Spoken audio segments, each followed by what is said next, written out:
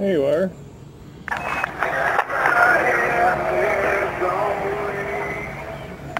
Hello? Hold on. Okay, you there? Yeah. What are you doing? Eating supper and playing with the map. A late dinner. Very late Only 8 dinner. o'clock. What's that? It's only 8 o'clock. It's only 8 o'clock. It ain't late. Holy shit, I didn't realize it was even that late. I'm used to having dinner around 5. It's early. I get off work at 5. Barely by 5 o'clock. That ain't time to eat. Well, I come home, I eat dinner. There. And it's done with. Okay, so we are at Ramon Hub. And where the hell are you? In Rarda. What? No, where are you in the game? In Rarda, Desra.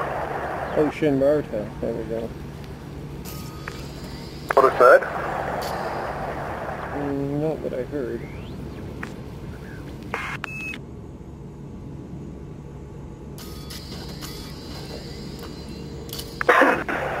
No, I don't want the goddamn system map. I want a galaxy map. There we are. And now we have to deploy our SRBs and go attack some people that are being annoying. That's nice, yeah. Yeah, and then, I don't know, I might make my big escape to, I don't know what I'm going to do next. I don't know if I want to go... I don't really need a prismatic shield anymore. I have prismatic shields on almost all my ships. So I'm thinking about switching sides before Thursday and joining, what's his name? Hellhound guy. Leon Rui. And getting his wondrous missiles in my arsenal. My ever-expanding arsenal of weapons. Though I have to tell you, I'm pretty impressed with these shock cannons. The shard cannons aren't bad either. You know what? They do more damage than almost all the other weapons that you can put in Class 1. So the Class 1 shard cannon is, for Class 1 weapon slots, is a really good investment. When you get them. Then you can dole out even more ridiculous amounts of damage than you're already capable of.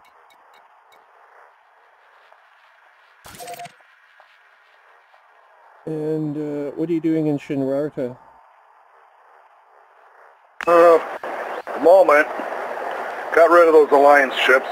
Said I didn't care for them. Yeah. Gone back up to like 400 million or some shit. You know what we could also... what I want to do. You know what we could do? We could go to the outdots sector and go find the Gnosis. It's going to jump on Thursday. There's no Thargoids attacking it at the moment. So where the hell the Thargoids have disappeared to, I don't know. But there's probably... They're all like 75, 80 light years away from Seoul. And what are they doing there?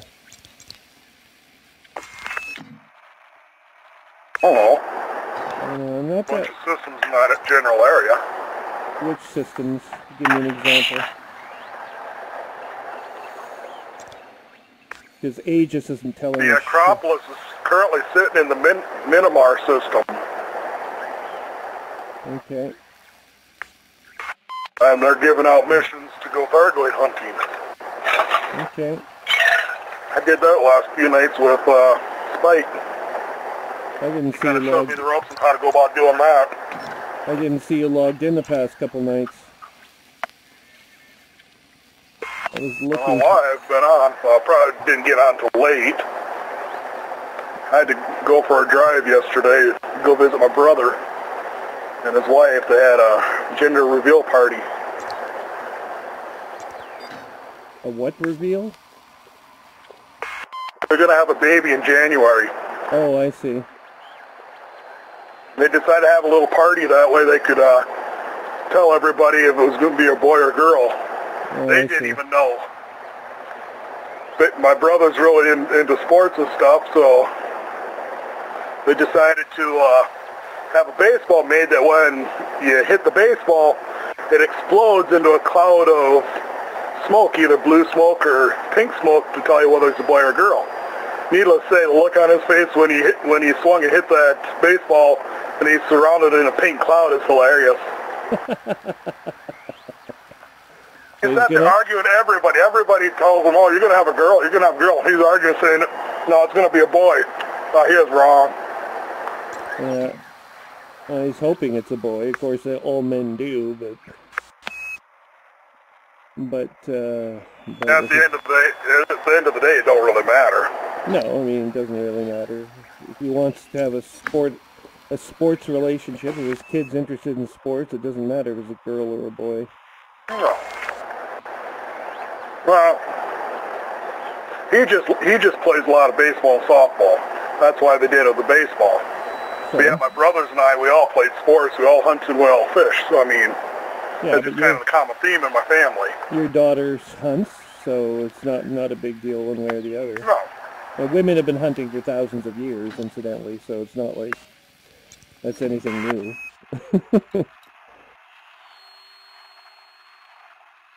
No. You don't need a male frame to draw a bow. No, women actually tend to sometimes be a lot better shooters than men any day of the week. It's about accuracy. Well, their wider hips tend to give them a better stance for shooting. Oh, even better.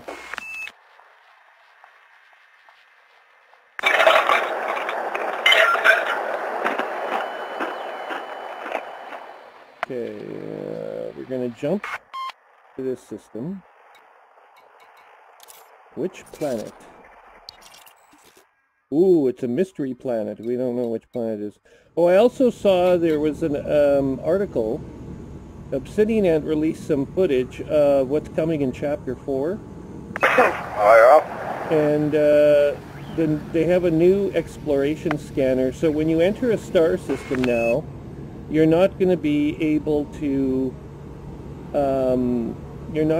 just to hit a button and find out what all the planets are in the system. So doing an advanced scan of the system isn't going to tell you what all the planets are. It doesn't tell you what they are now, it just tells you where they're at so you can navigate to them.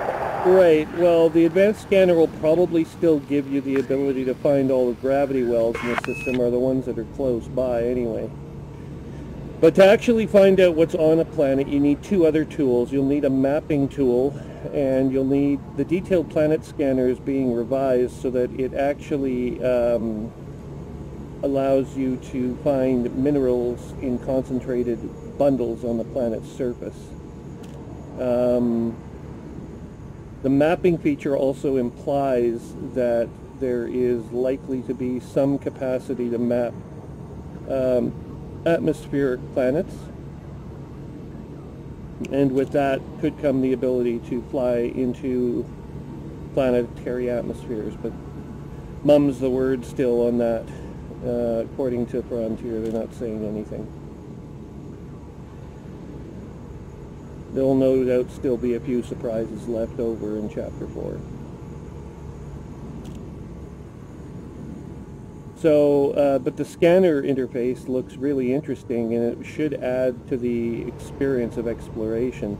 There's also talk of giving out more money for exploration, so that when you choose it as a career, you're not just kind of stuck with a few million credits for scanning a few planets. Your efforts will be rewarded with more money if you map a planet than if you just scan it. In addition, there'll be additional byline tags added to the planets, not only discovered by, which will denote who discovered the planet first, like who first scanned did the basic scan of the surface, and discovered the planet's location and whatnot, but also mapped by. So the person who first maps the planet and does surveys of the planet's surface will also be recorded and presented into the interface. Additionally, you'll be given probes, so your limpets now, you'll be given probe limpets that will allow you to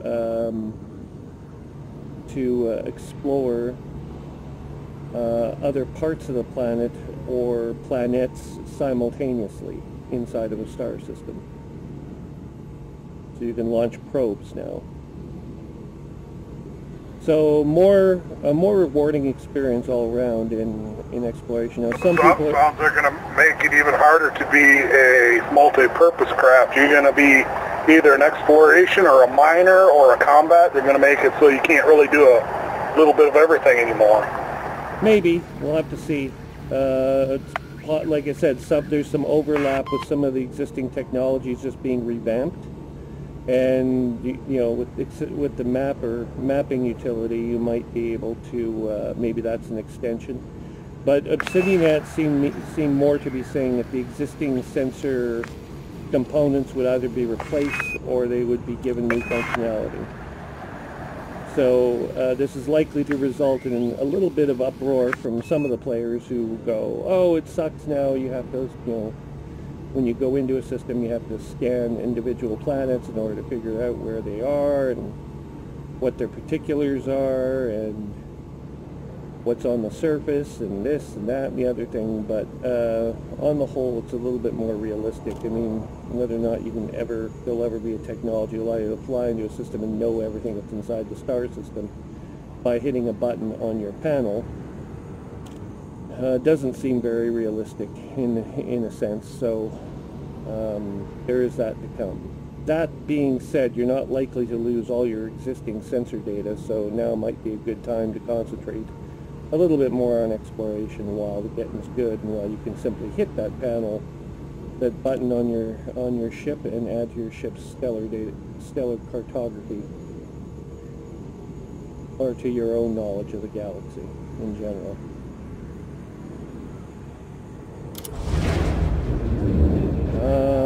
So other than that, there wasn't too much more said about Chapter 4.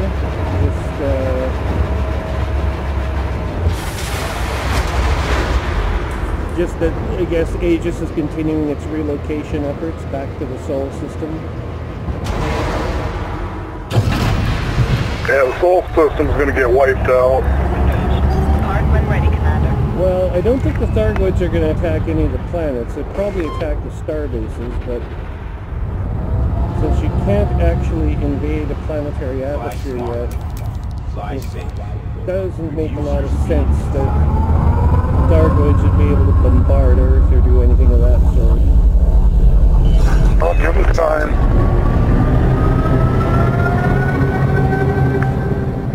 Well, with Chapter 4, like I said, likely that will change.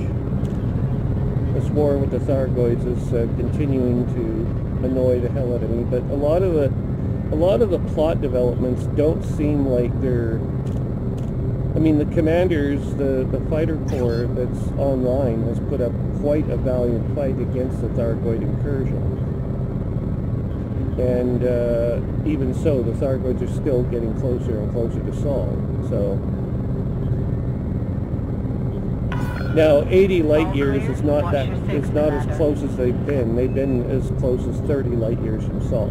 So they're 80 or 90 now. That's still 3 times further away than they've been.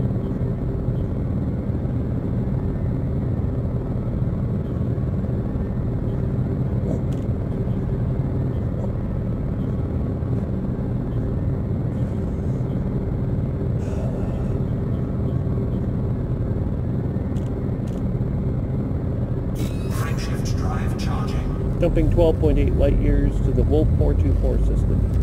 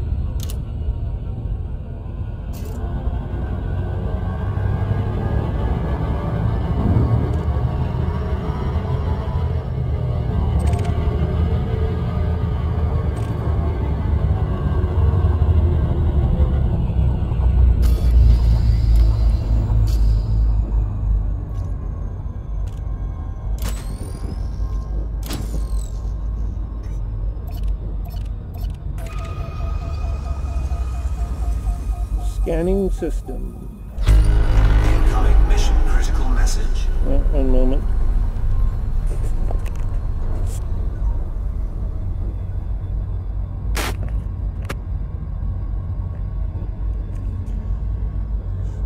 Oh God.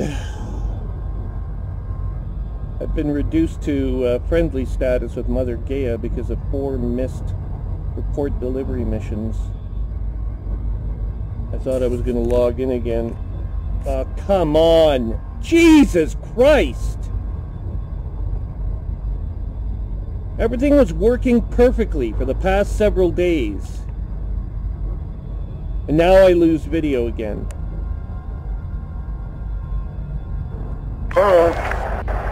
Why is it whenever I get online with you, that's when the video fails?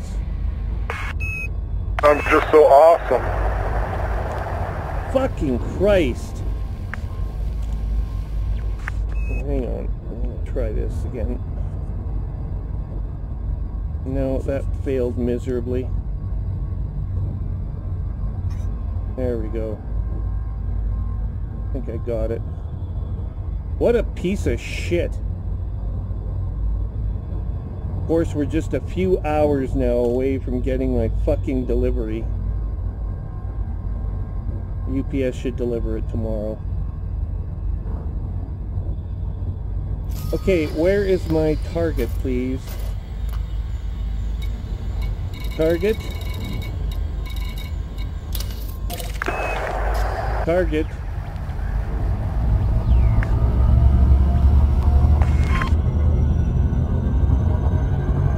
Fucking helmet keeps breaking.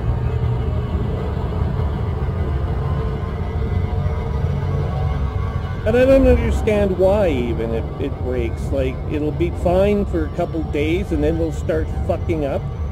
And it'll take another 2 or 3 days to fix the fucking thing. It's just maddening.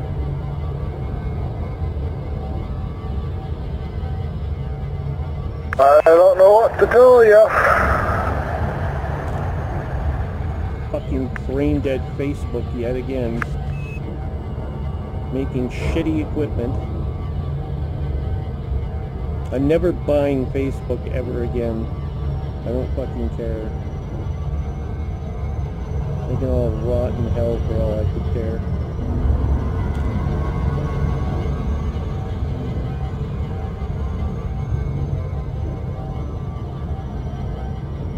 They make a shitty helmet, they make shitty technology that doesn't work, and they have shitty support.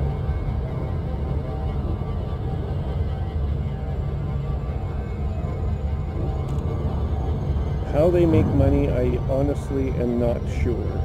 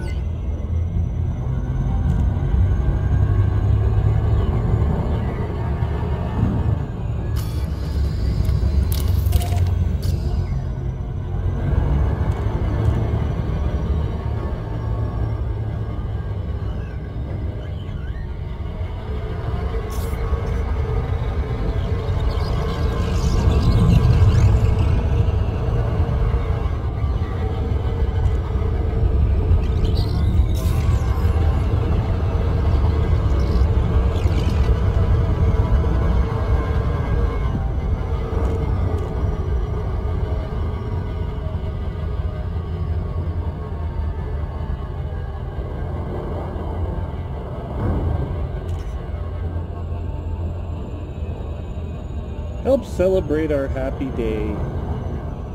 I've never seen the whole family together before.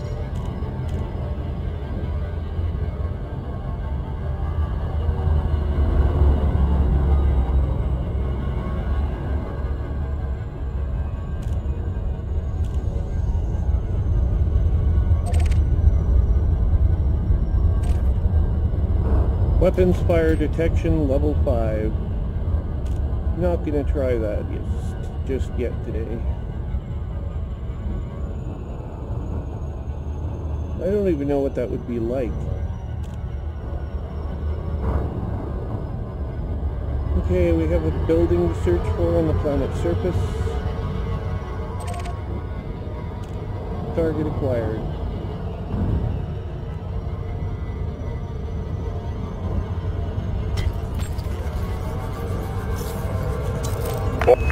What? Yeah, What about it? they believe it's too complicated. No. Different way of thinking about it. That's only one set, you don't have to do 20. But, right? Say so.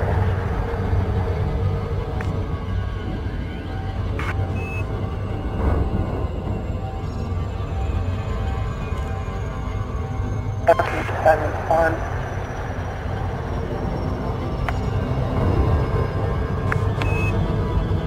Oh, when she gets home.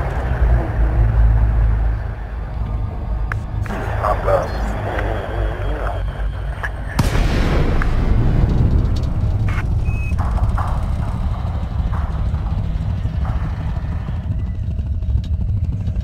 We're in the glide path, 31 kilometers up from planet's surface, 100 kilometers from target.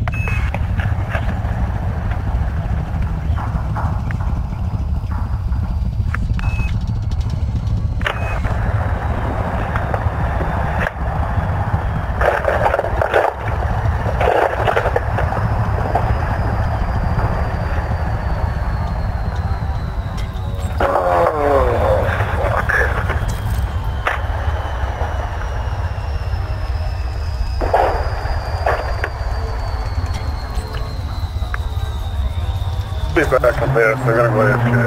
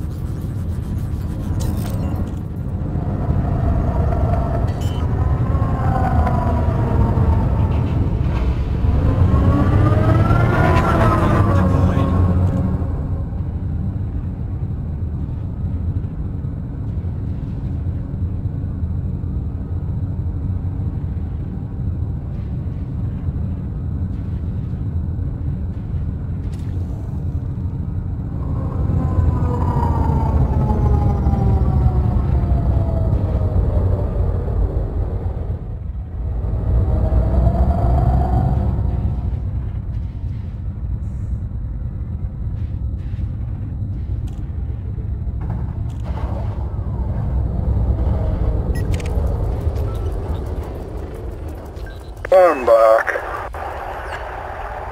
I'm opening fire on one of these ships that's on the ground near the base I'm attacking. If you ever be too sure.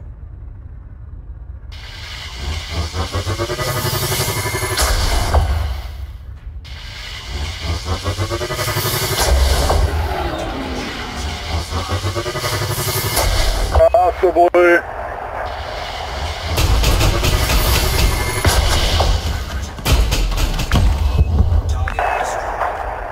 Target was obliterated in seconds.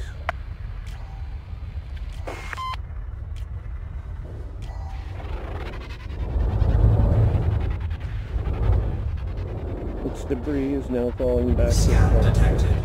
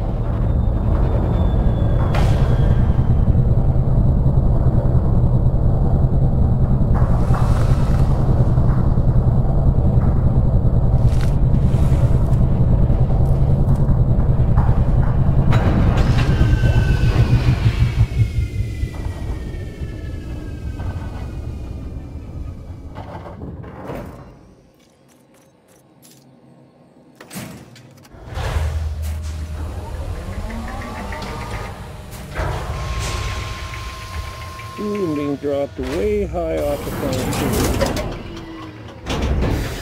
Gravity warning.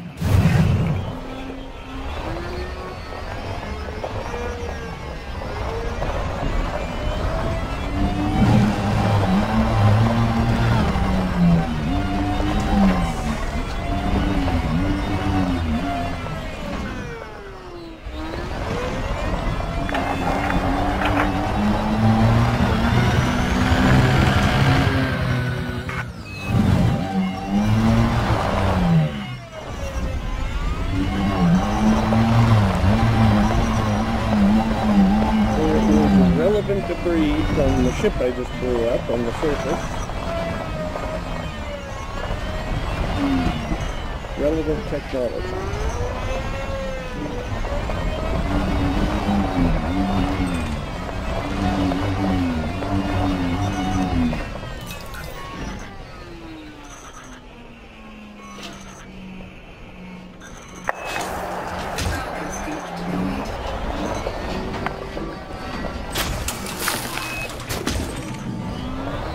Focus crystals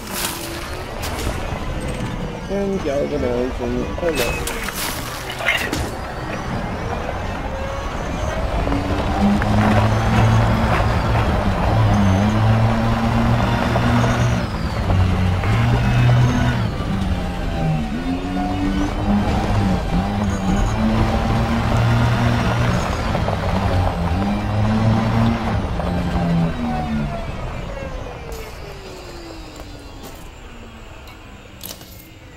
Planetary scan job.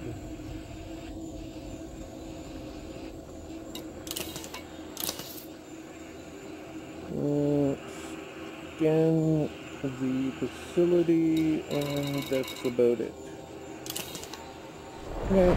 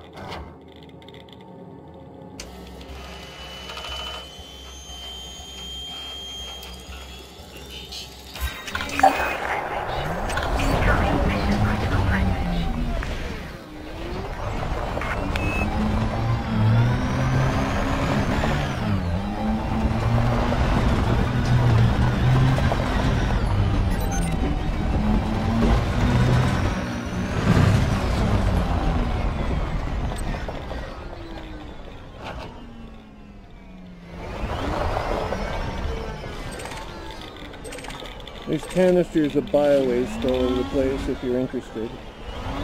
Not really. No? I could bring them to you.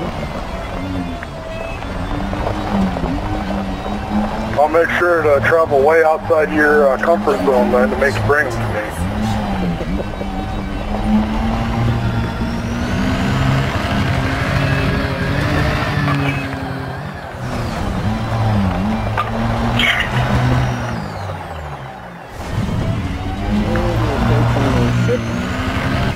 And now we're going to be wanted in the forces.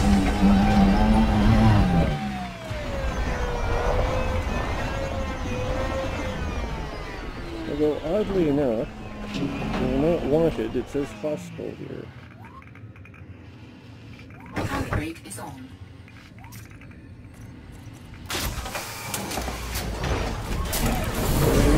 And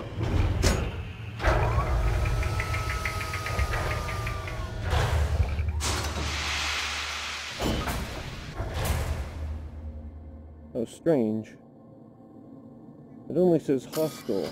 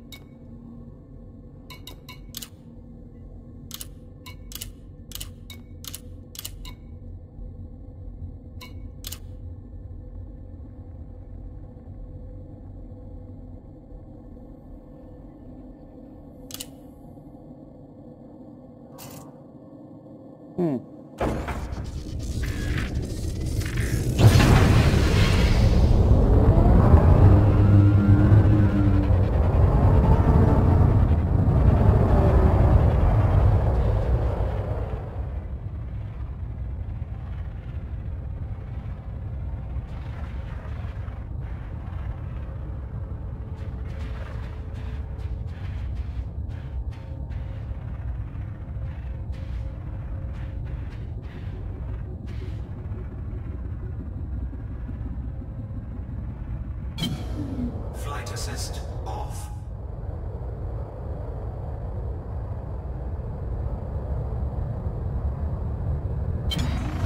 Flight assist on.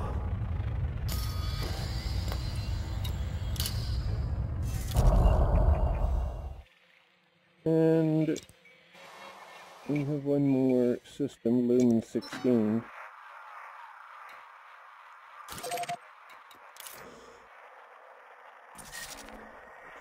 Lumen 16 also is a mystery planet. So now we have to go here.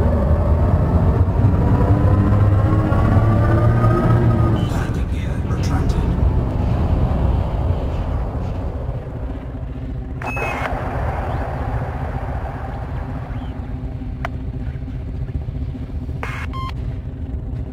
Oh, it won't understand. Oh, no idea.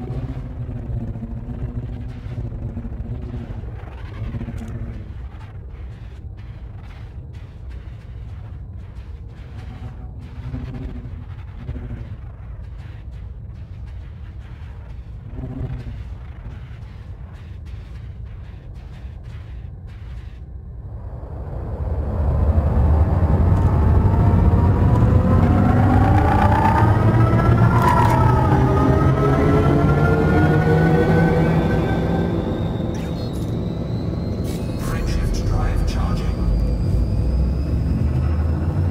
4, 3,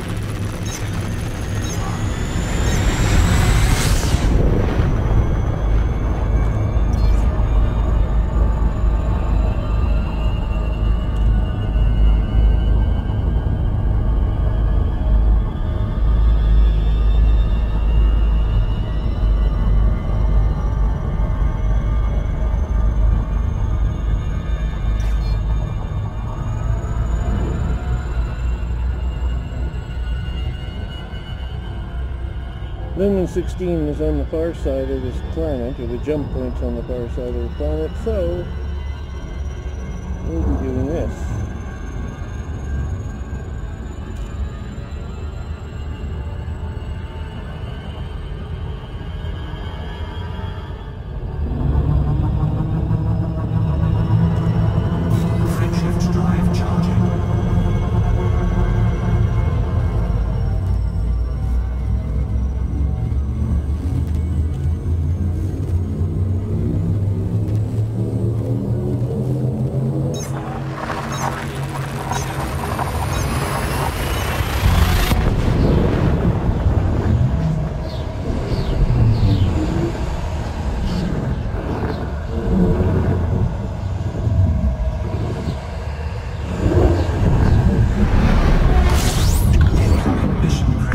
message. That's all. Okay. I see the word slimy, squishy, super cool experiments. Of course he wants it.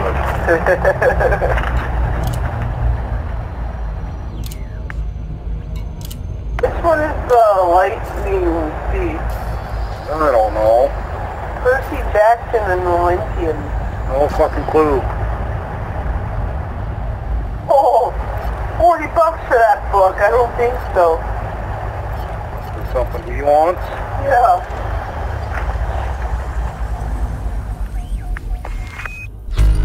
Incoming mission critical message. Illustrations?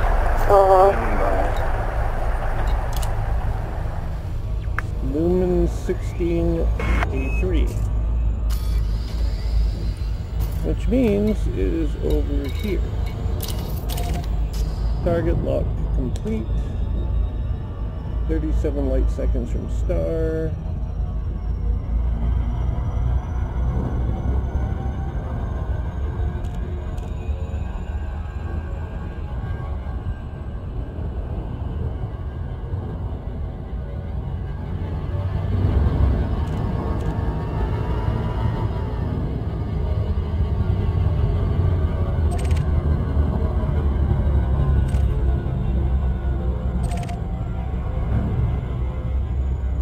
See, I don't know how they're going to do this in the new scanning system. When you have to go find a planet, what if you don't know if the planet exists?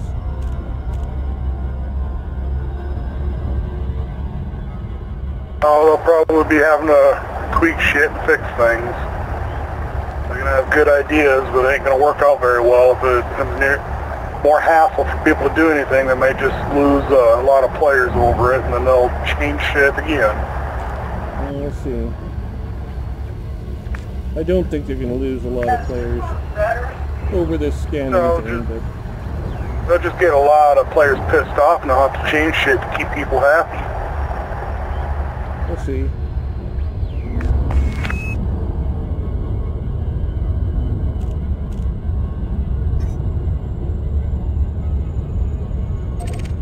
Search zone outpost located on opposite side of planet.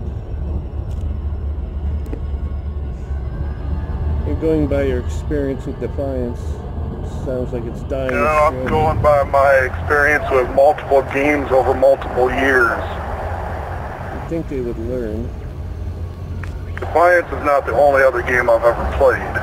No, but World of Warcraft, I mean, I don't know if it still exists, but it I've doesn't... played more than just World of Warcraft 2. There's about a dozen different online games I've played over the years. So have I. I'm just saying, this World of Warcraft doesn't have a VR interface. That's what killed it for me. Any game without a VR interface is of no interest to me anymore. Except for Star Trek. I play Star Trek a little bit. But that's more to find out what's going on with the Star Trek universe, non-Kelvin, after the end of the TNG series, to find out what happens. More like Star Trek Online? What's that? Star Trek Online, or which one? Yeah, you'll be relieved to know now Nog is a captain of his own ship. Who? Nog. He was the first Ferengi in Starfleet. Now he's the first Ferengi captain in Starfleet as well. I guess I didn't get too into that game. It was kind of more of a hassle than anything else, in my opinion. It is kind of a hassle.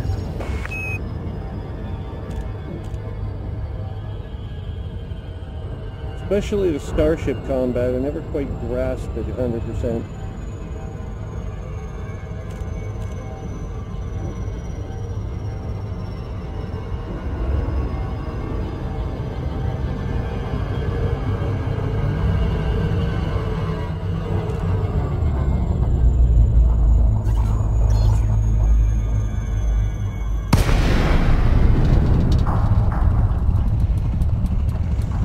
Coming up on the outpost. The starship combat was one of the few entertaining bits of that game. For me, anyway. Well, it's entertaining, but it's possible to lose, at least in my interface, it was possible to lose complete control of half your ship in the middle of combat, which drove me kind of nuts. So you couldn't make left turns or right turns. You couldn't. Usually it was one turning arc would just shut off for no apparent reason. And I'm sure it had something to do with the configuration of my computer system, but because if I logged back in, it would fix itself, but still very aggravating.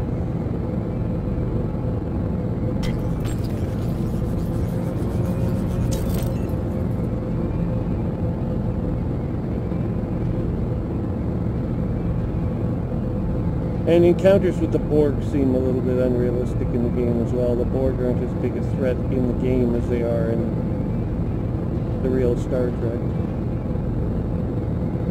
The Borg should be nearly impossible to beat without some degree of ingenuity being invoked, and the game doesn't really provide you much of a venue for ingenuity.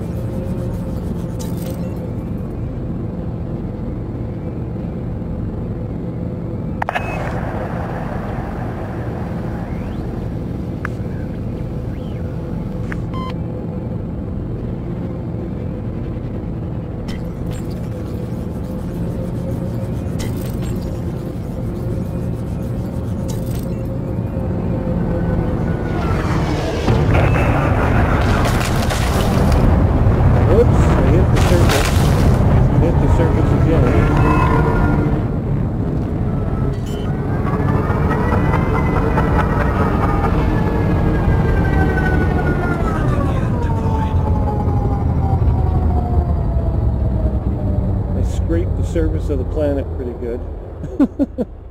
It damn near flipped my ship over when I hit initially.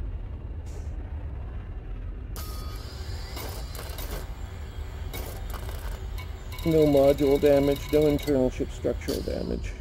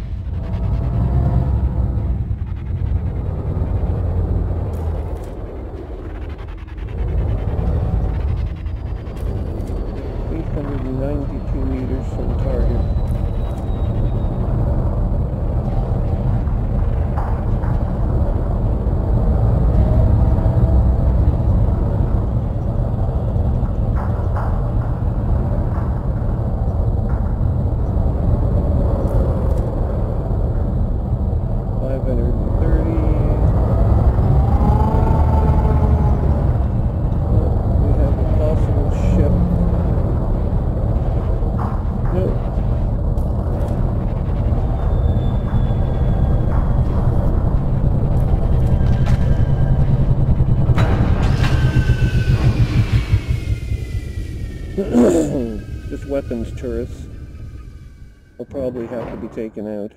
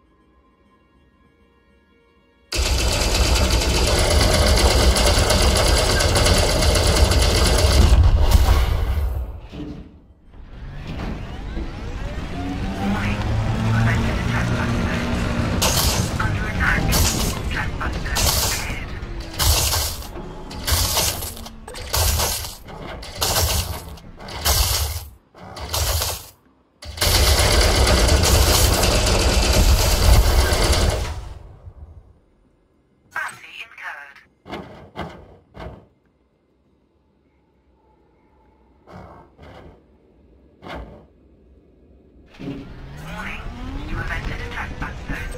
Trespass zone cleared.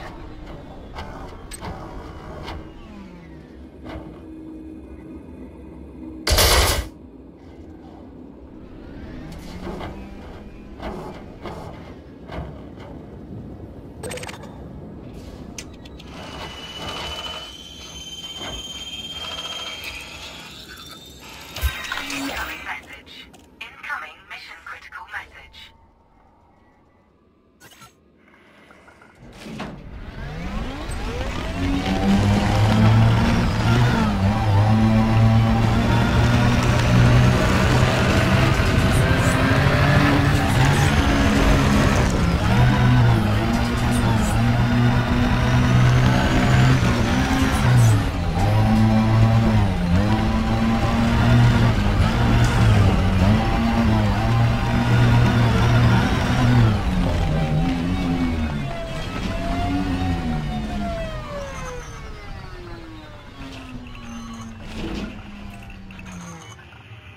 Incoming mission critical message.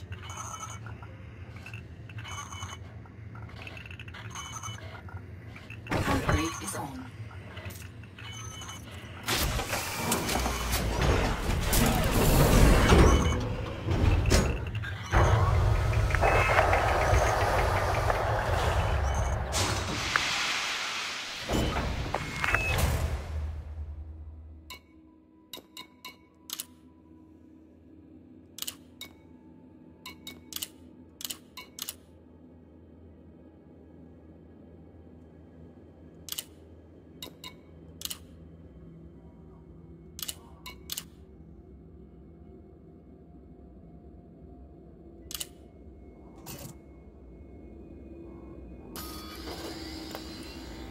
Oh, we're wanted in this system, that's for damn sure.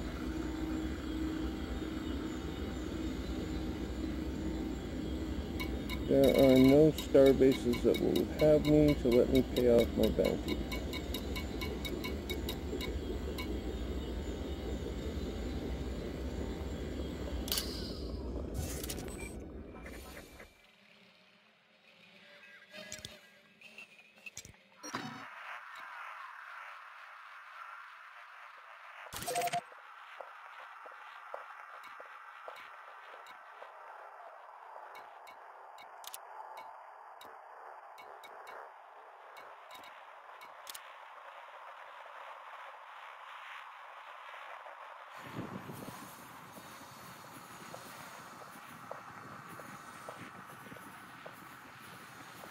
But there are lots of interstellar factors bases nearby.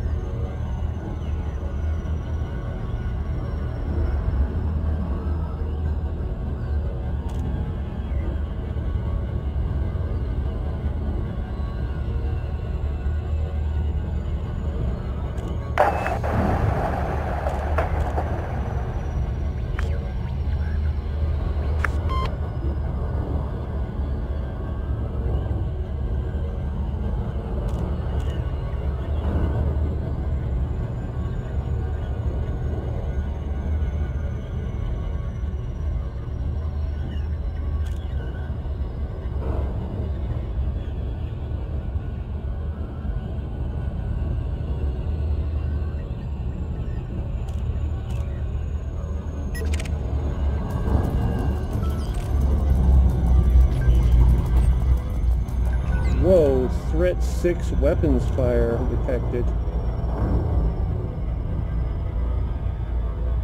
I've never seen a threat 6 before. This is in the solar system right above the moon.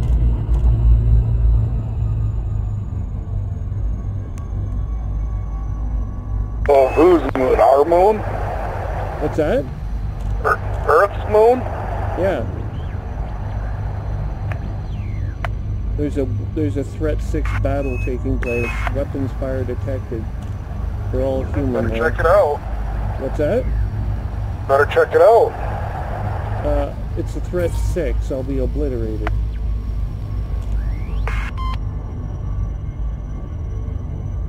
Jump into threat 4s with my crate that has shit shields and shit armor. Okay, well, we're gonna turn and prove you right away. Gotta have more faith if you want to do it. Coming at me right now.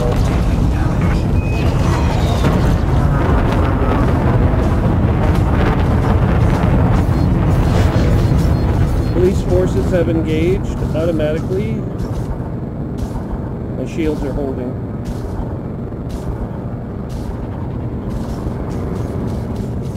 Turning around, arming all weapons.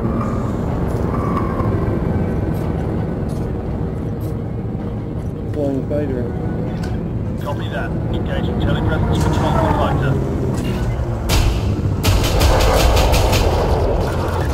Roger, is present. Ready to go, Commander.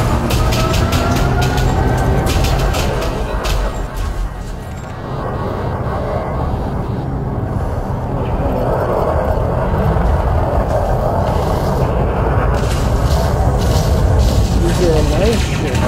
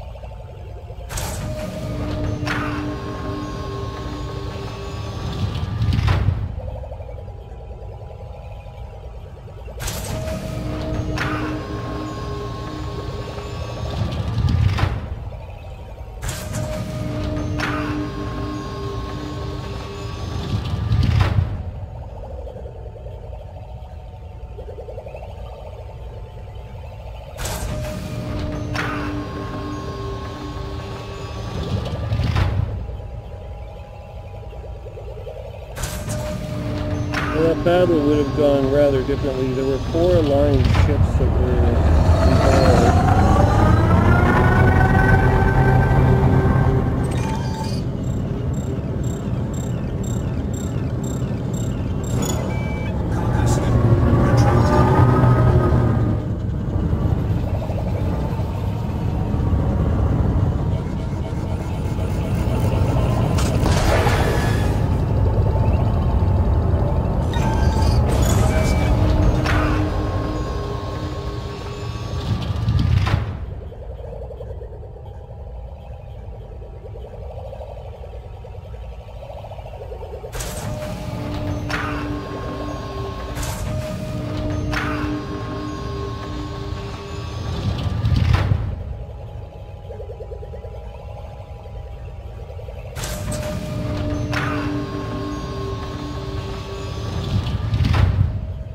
Wow, that was quite a fight.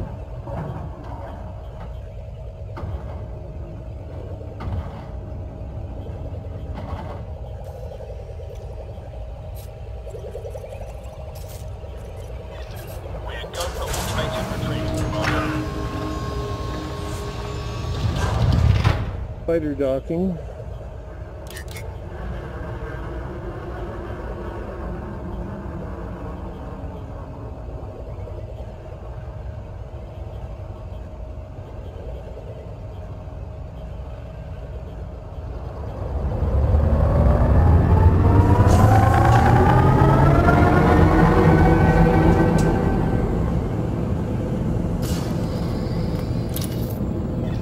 We're all set, Commander.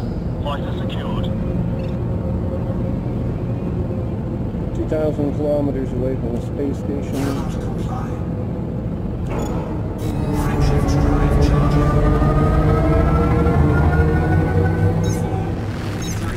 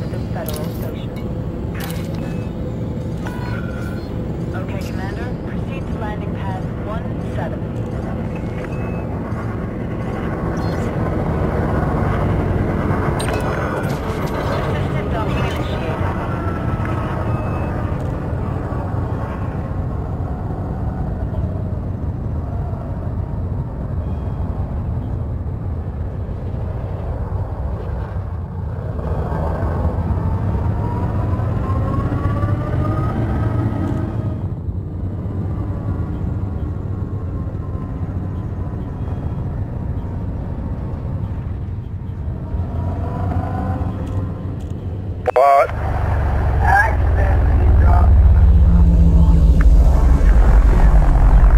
Arrived at Galileo Station.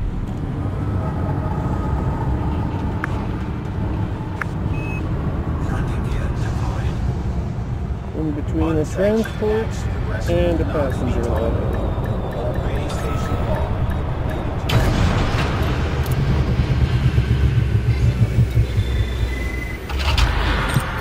Landing completed. Deploying ground.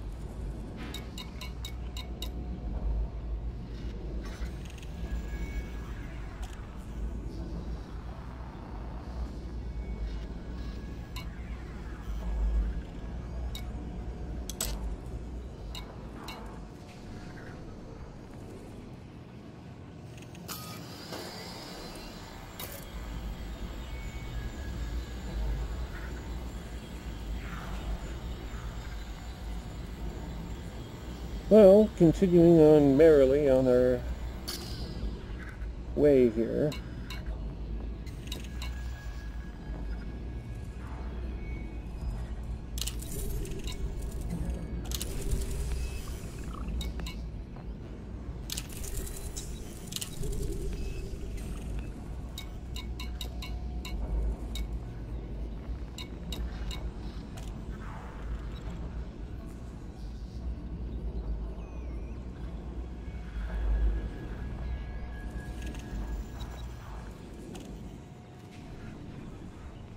Ridge 34.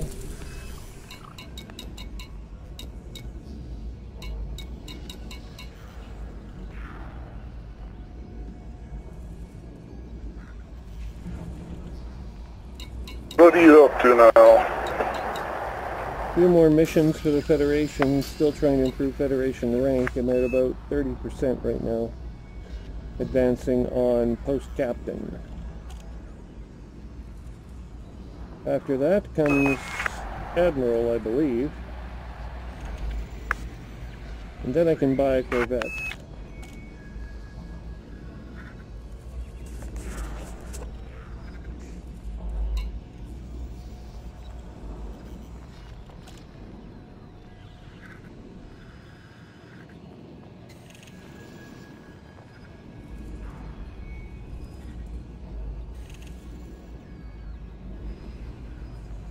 Constitution Party. Well, I'm almost allied with everyone, friendly or allied with everyone at Earth. Back up to the 70s.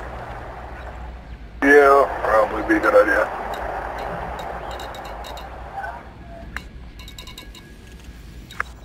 I don't like these ones where it's like, oh,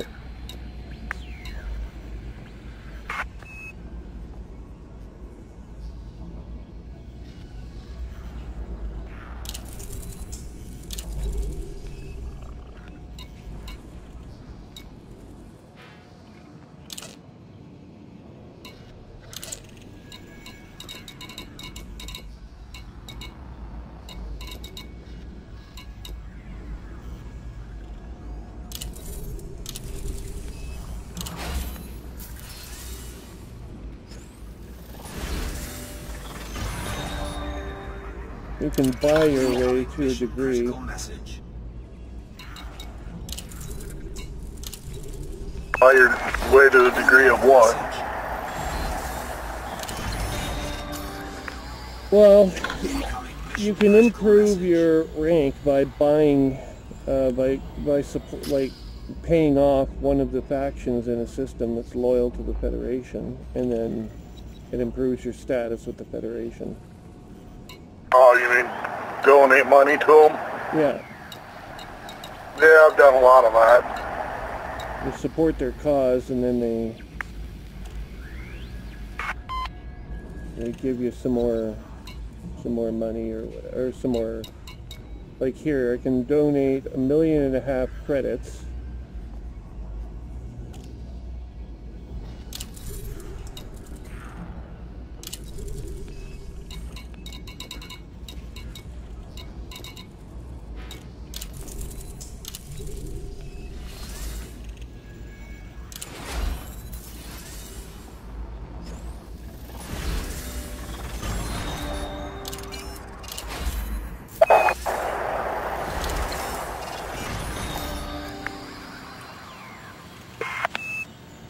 It doesn't give you as much as finishing a mission, but it gives you something.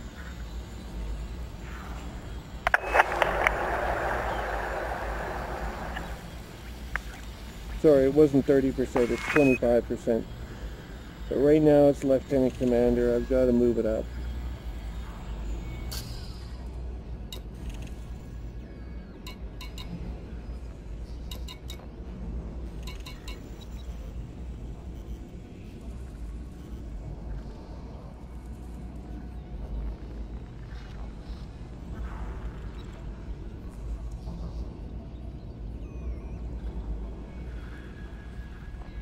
I was concentrating so much on money there for a while that I didn't do these other things, and now it's coming back to bite me in the ass a little bit.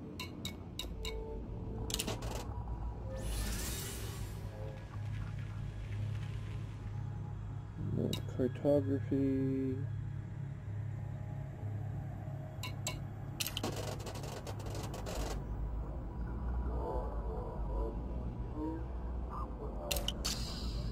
Okay, we only have a few missions we have to do here. 4. Let's check out the galaxy map and see which ones are closest. Well, there's one here that's... Here, we'll do these other 3 first in case I get nicked by fines or whatever.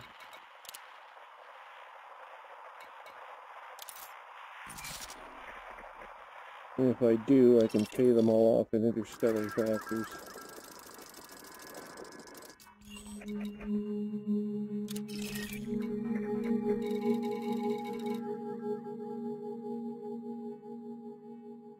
Kind of glad I attacked those Alliance fuckers that were sitting in orbit of the moon. Like, what the hell are they doing there?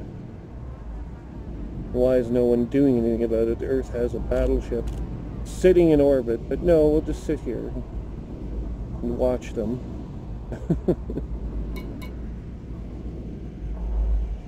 Shouldn't the battleship move and to destroy them, or send some fighters out at least to do the deed?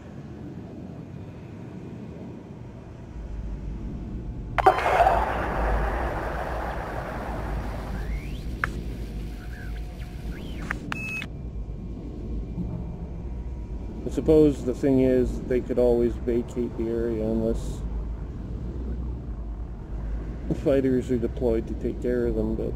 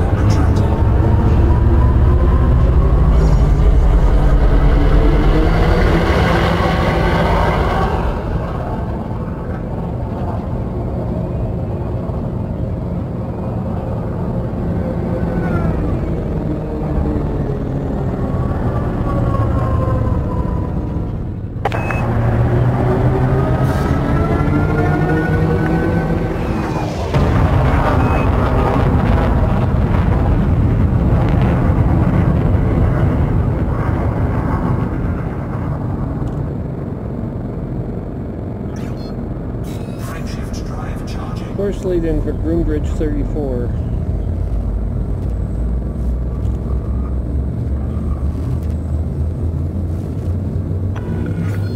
You have exceeded the station exclusion zone.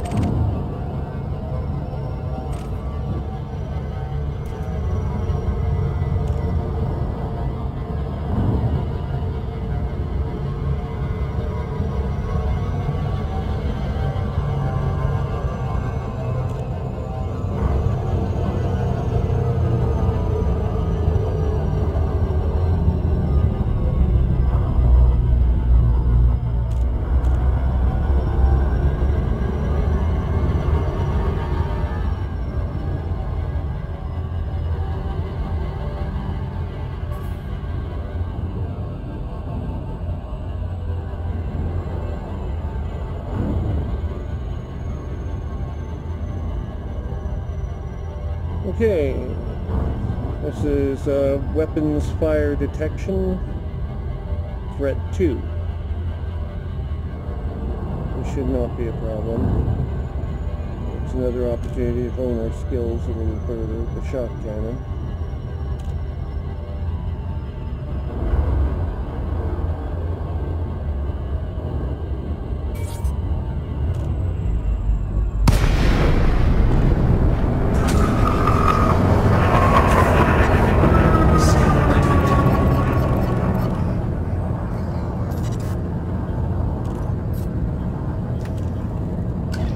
Copy that. Engaging telepresence control for fighter. Fighter is deployed. Scan detected.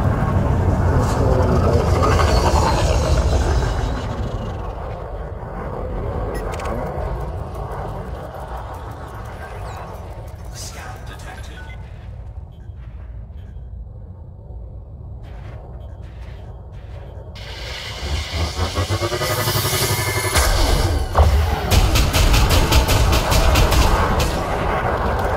Temperature critical.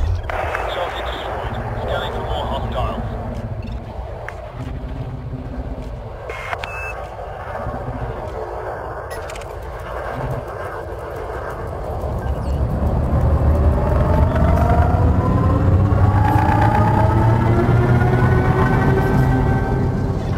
Show me the target, Commander. I'll do the rest.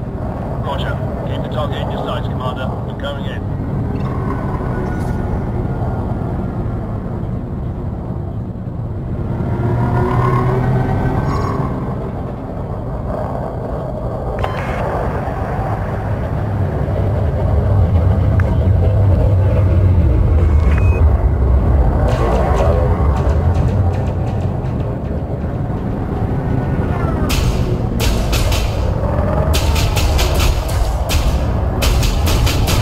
Temperature critical. Target shields off.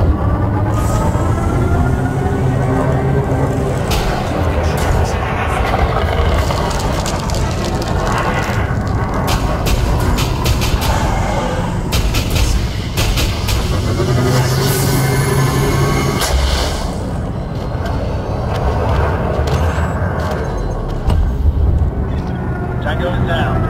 Can't see any more hostiles. Down with me, Commander.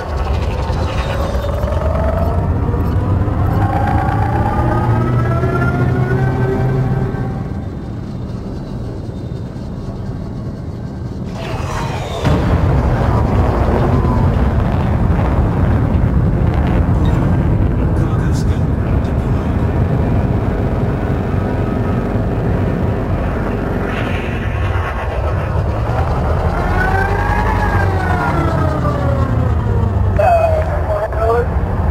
Yeah, it's fucking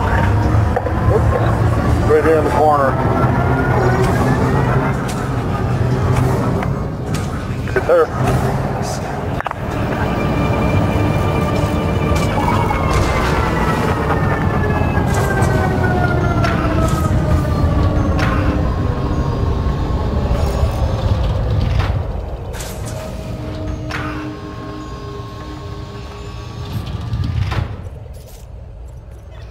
Okay, Commander. Fighter is on the way back.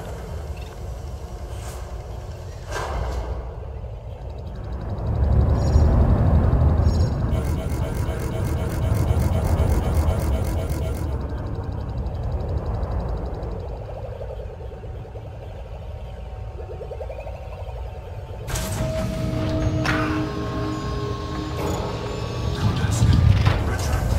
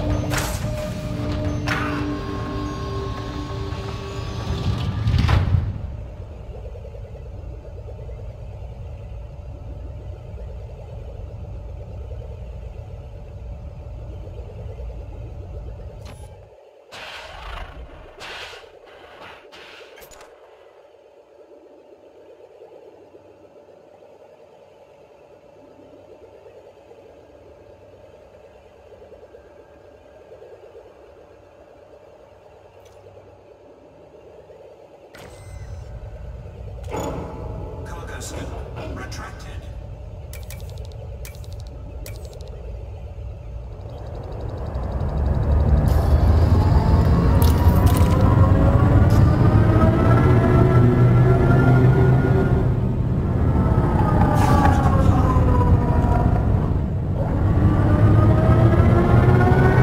Frameshift drive charging.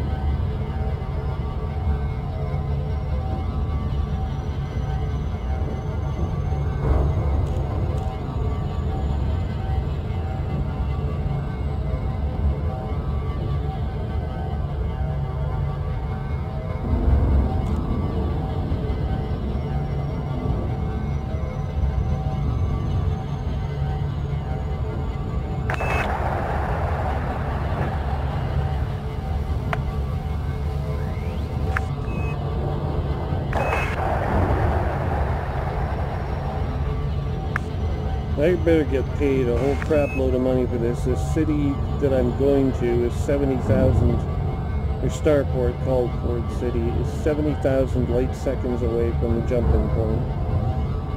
That ain't nothing. It's going to take about 8 minutes to cross the distance.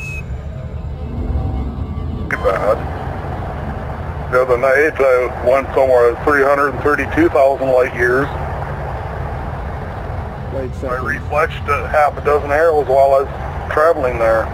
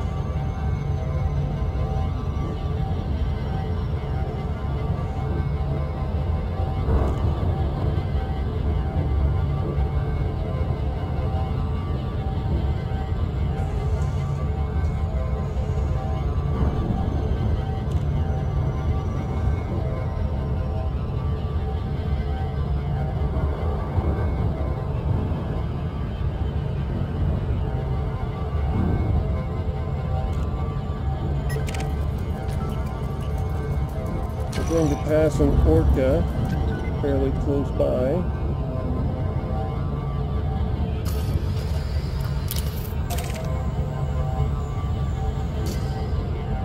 We've passed the orca.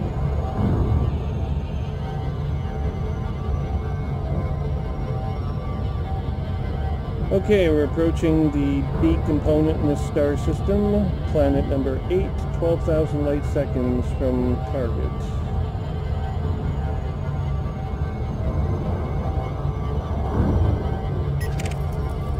Type 6 transporter, rank deadly.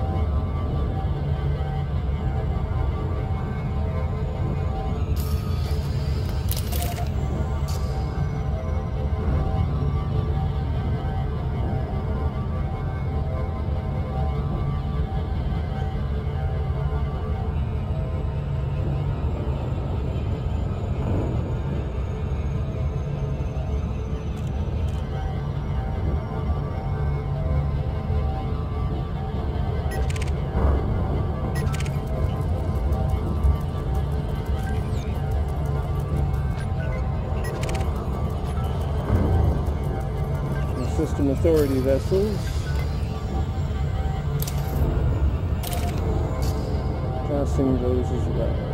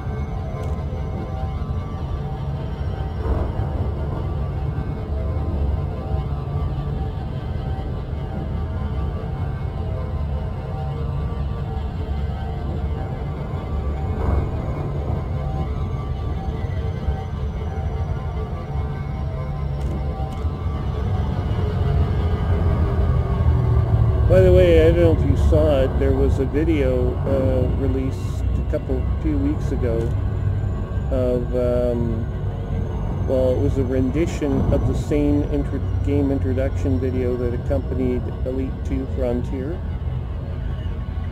predecessor to this game, except it was done with 3 Elite dangerous technology. And instead of synthesized music, which is what you would have had in the old 16-bit game, the Elite 2 game, what you get is an orchestral accompaniment. So they found an orchestra to actually take the original musical score and play that instead of the old game music from the original game.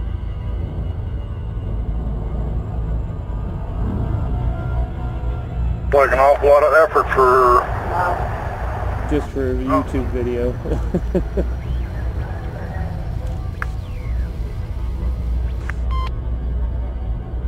But I thought it was interesting anyway.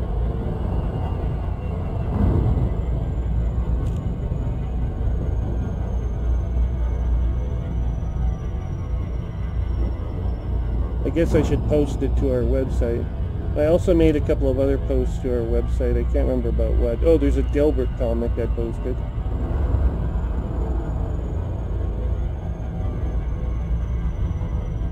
About linking VR into something about Dilbert and VR last week, which is quite funny.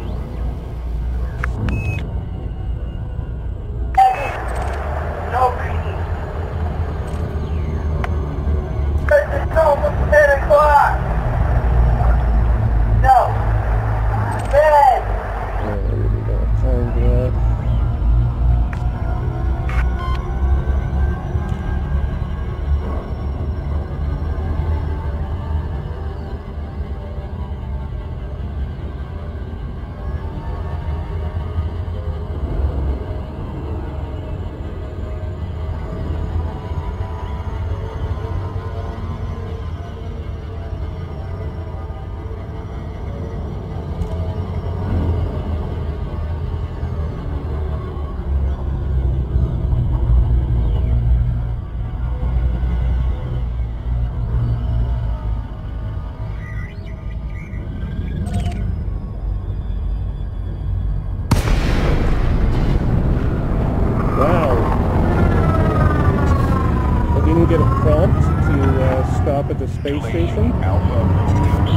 do a game bug, but I just did it manually.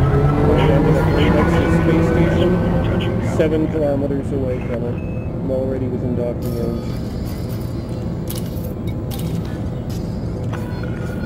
Access granted. Proceed to landing pad 02. I have to admit, that was rather well done on my part. Perfect timing.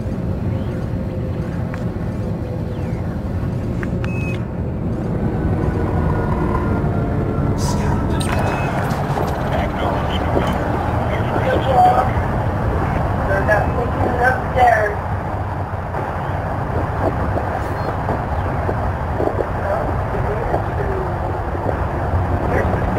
Alex, you're going to bed. You're not going to sneak up there and read a book all night. I will be waking up at 6 o'clock in the morning. If you give me any resistance getting your butt out of bed, you're going to be in trouble. So leave the book on the table or something down here so you don't even have the desire.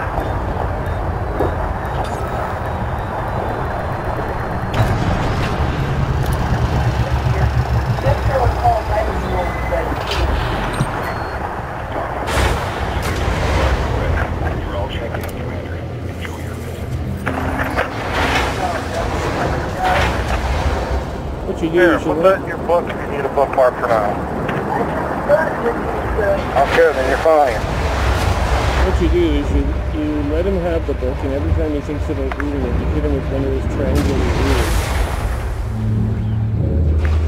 No, that doesn't do any good.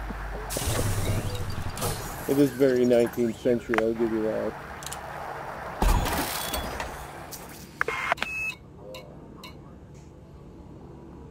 Or there's always the electroshock with the taser. I'm not thinking about zzz.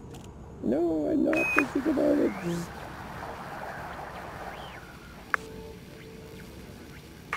So when you give people the ability to tase each other with buttons and lasers, they tend to just do it regardless of like whether or not they're supposed to. I cite the police as precedent. They just love shooting people with tasers. I've been shot by a taser. It's not fucking fun. No.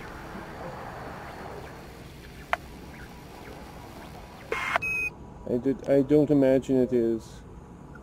They're allowed in Canada. You can own a taser, and you're allowed, and the police use them. But Well, police have them down here, but one thing that most people don't realize, in order for a police officer to carry a taser, they have to be tased so they know what it's like.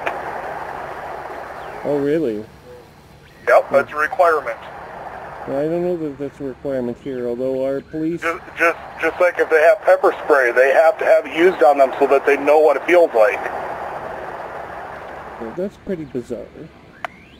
Well, you don't want them just going around with a fucking weapon that could cause a lot of pain and misery and just taking advantage of it and zap you Well, I don't over and know over and over with a fucking Yeah, I don't- 50,000 volts of electricity.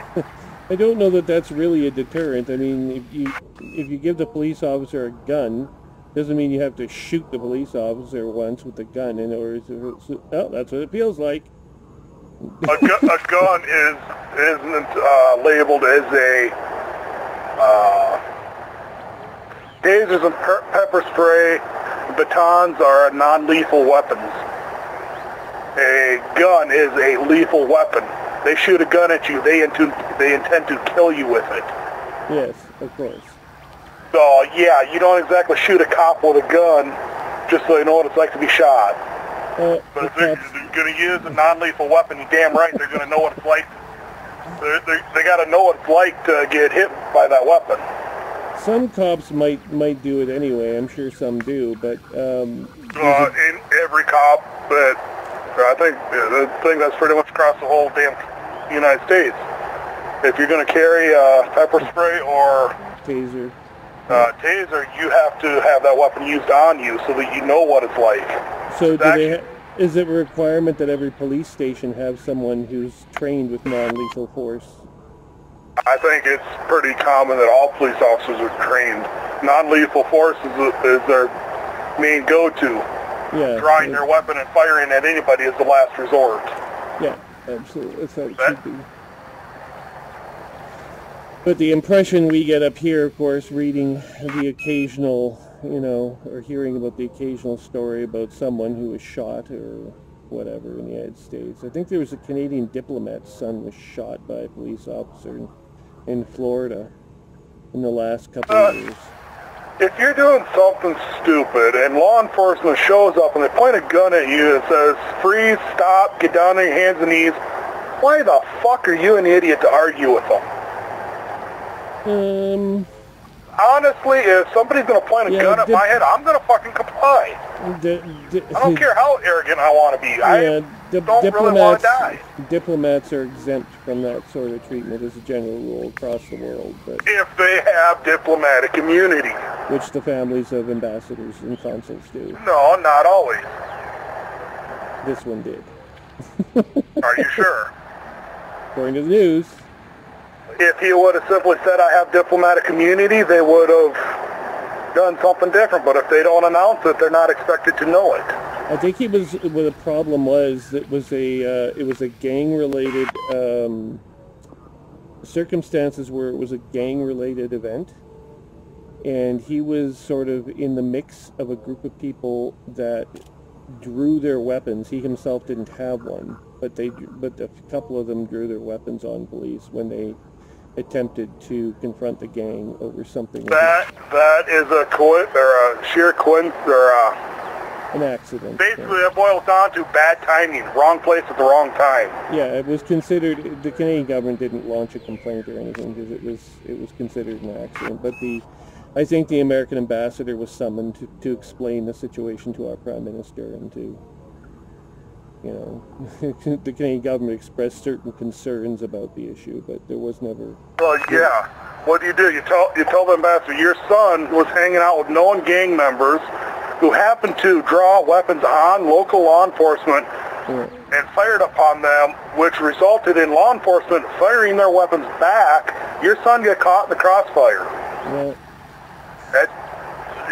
really, there's no explanation there. No, but it is diplomatic protocol to do that nonetheless. There are these protocols that do occur in diplomacy. It's done again. This is a normal function of diplomats from around the world. Until they're not diplomats, as happened in the case of the Iranian embassy here in Ottawa when the Iranians were found to be torturing people inside the embassy. The embassy was shut down because they did have diplomatic immunity and they were simply told, look, we just aren't going to tolerate that kind of behavior in Canada, and you're out. you're gonna pack up and you're gonna leave. And they were given, I think they were given 2 or 3 days to pack up their embassy and get out, and that's what they did. Canada now has no formal relationship with Iran.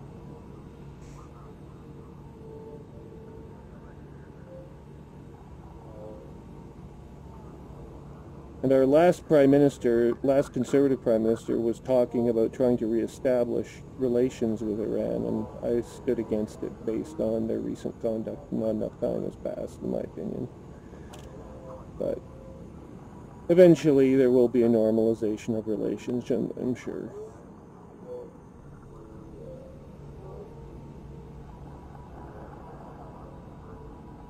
The one other big event that occurred in Canadian diplomatic history was a Russian ambassador. No, was it a high-ranking Russian official? I don't think it was the ambassador himself. Oh, damn, my ass Explorer has zero integrity. Well, you better fix that. It has zero paint work, too, but I don't care about paint. No, but I'm going to check mine. Anyway, this Russian official, he was caught in a drunk driving incident. He ran over some woman and killed her. And the Russians demanded his return to Russia. And the only reason the Canadian government let him go was because he was tried in a Russian court and sentenced to a prison out in Siberia, where in Canada he would have been treated with far far less severely. I think the Canadian government at that point. Well, since he's Russian, and since the Russians tend to treat their criminal element with a degree that is not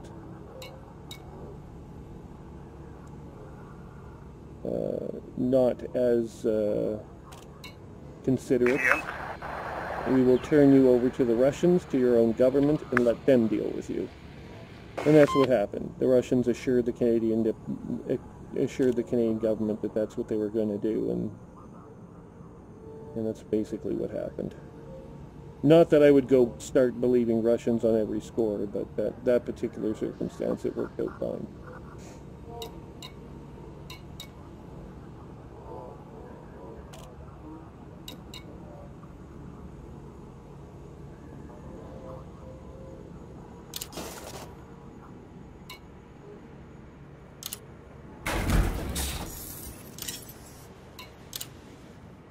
Well, my ship is in pretty good condition still, but I may as well fix it. Now, what do I have to do here? We have a mission board.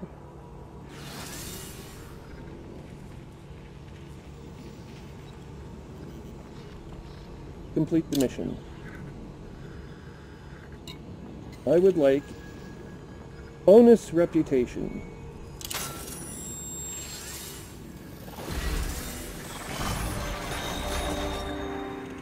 Incoming mission critical message.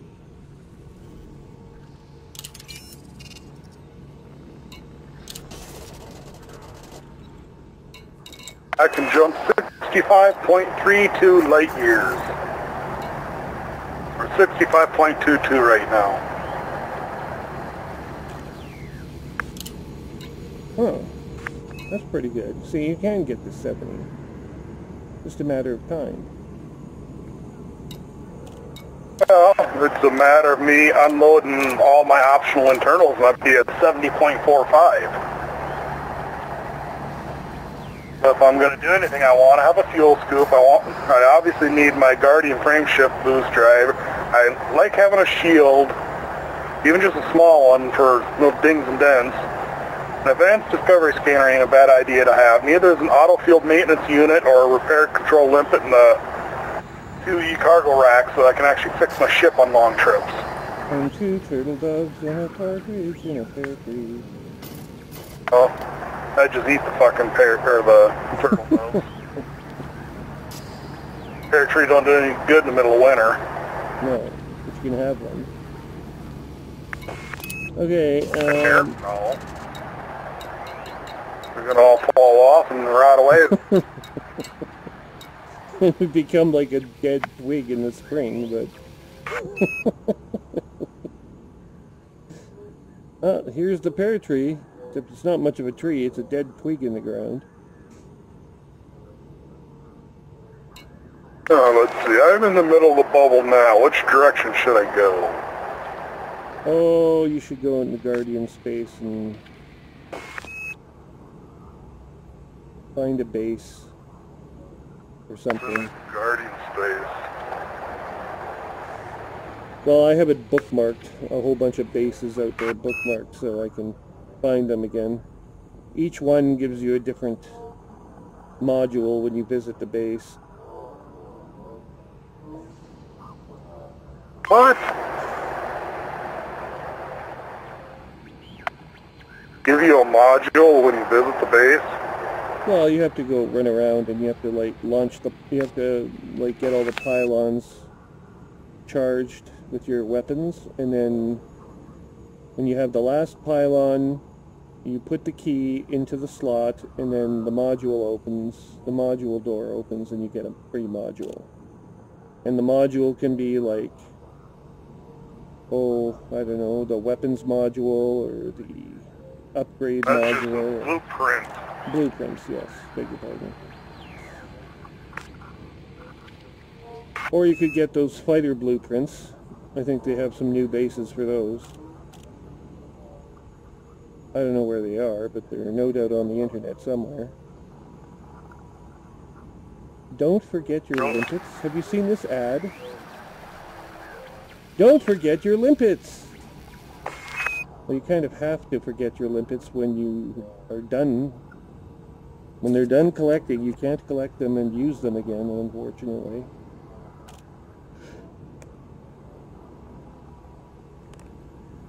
You just have to forget about them and let them float in space forever.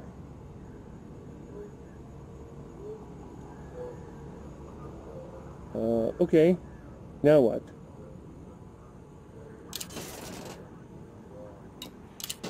I'm going to buy some more limpets. I only have 13 left.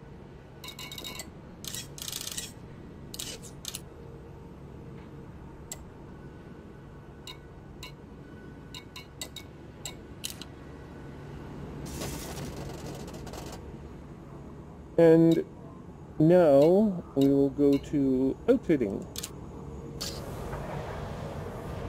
Because I don't have an automated field maintenance unit. And I might want one. I can have the repair limpet controller. Oh, but it's got legal issues. To hell with this.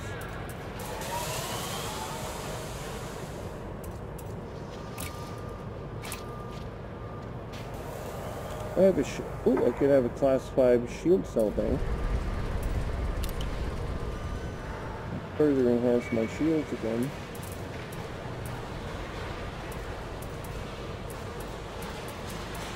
Except I think I'm at the point now where I can't add any more Guardian Tech to my ship because I'm maxed out. I have four items of Guardian Tech already on my ship. I thought it was just weapons. Or is that weapons and modules? I don't know. I would really like to know that. But I'm not near a Guardian Tech broker at the moment, so we'll have to go to our next destination.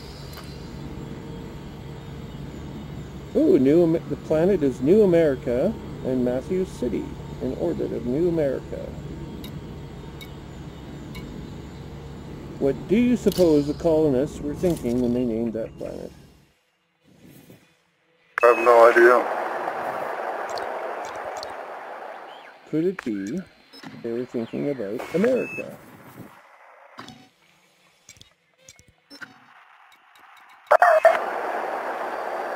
The dog. Which one? It's the one that's barking. The dog. 17,000 light seconds later, I will arrive at the planet where I'm supposed to deliver the stupid report.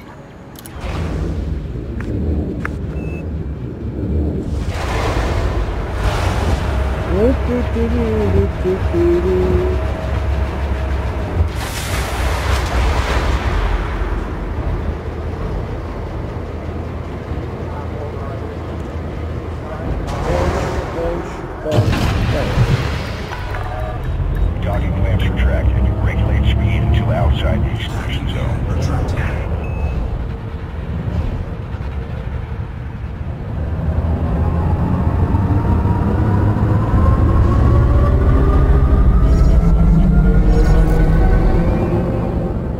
Victor 1581 signal.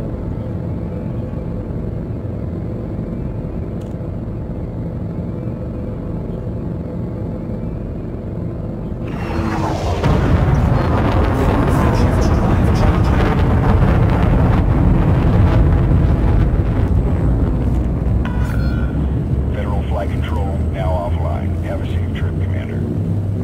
Now jumping to Victor 1581 signal.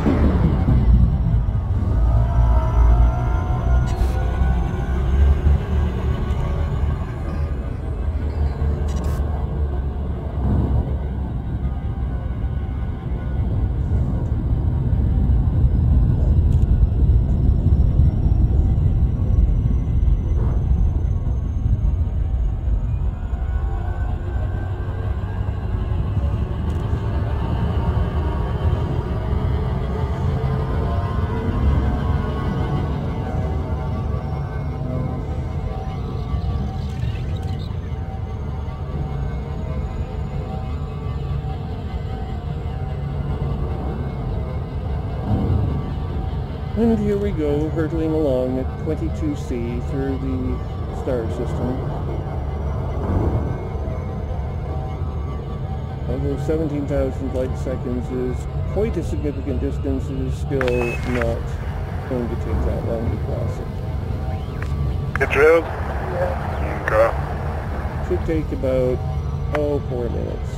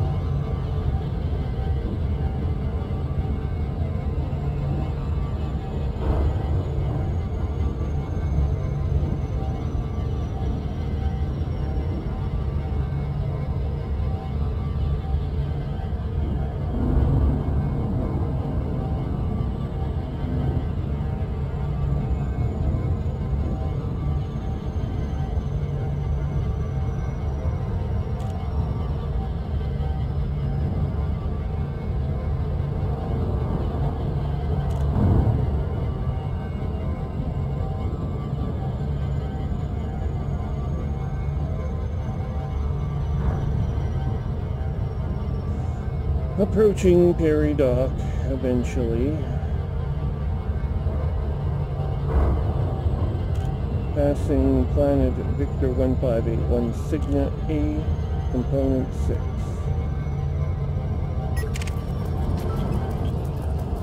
Diamond Scout has been sighted, along with several other ships.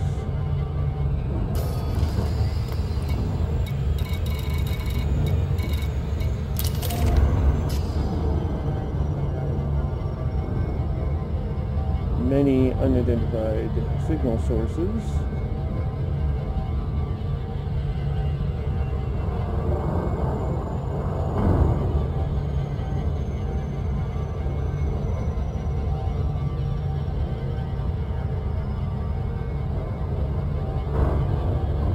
We'll be back shortly. I gotta find a restroom. I also have to take a go AFK for a bit. I'll be back shortly as well.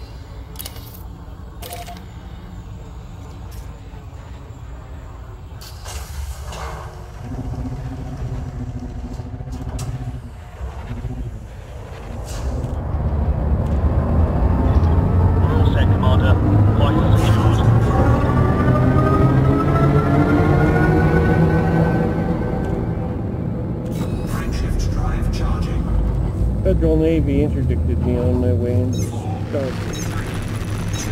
Well, what the hell did you do? Nothing, I just wanted to do a quick check. No doubt they came from the checkpoint that's in orbit of the planet. Dock is to be found at.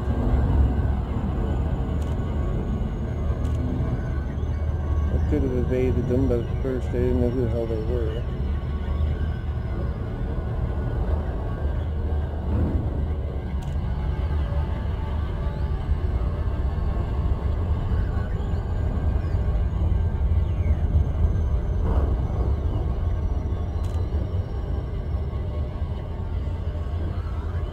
There's a pair of Vipers that was responsible.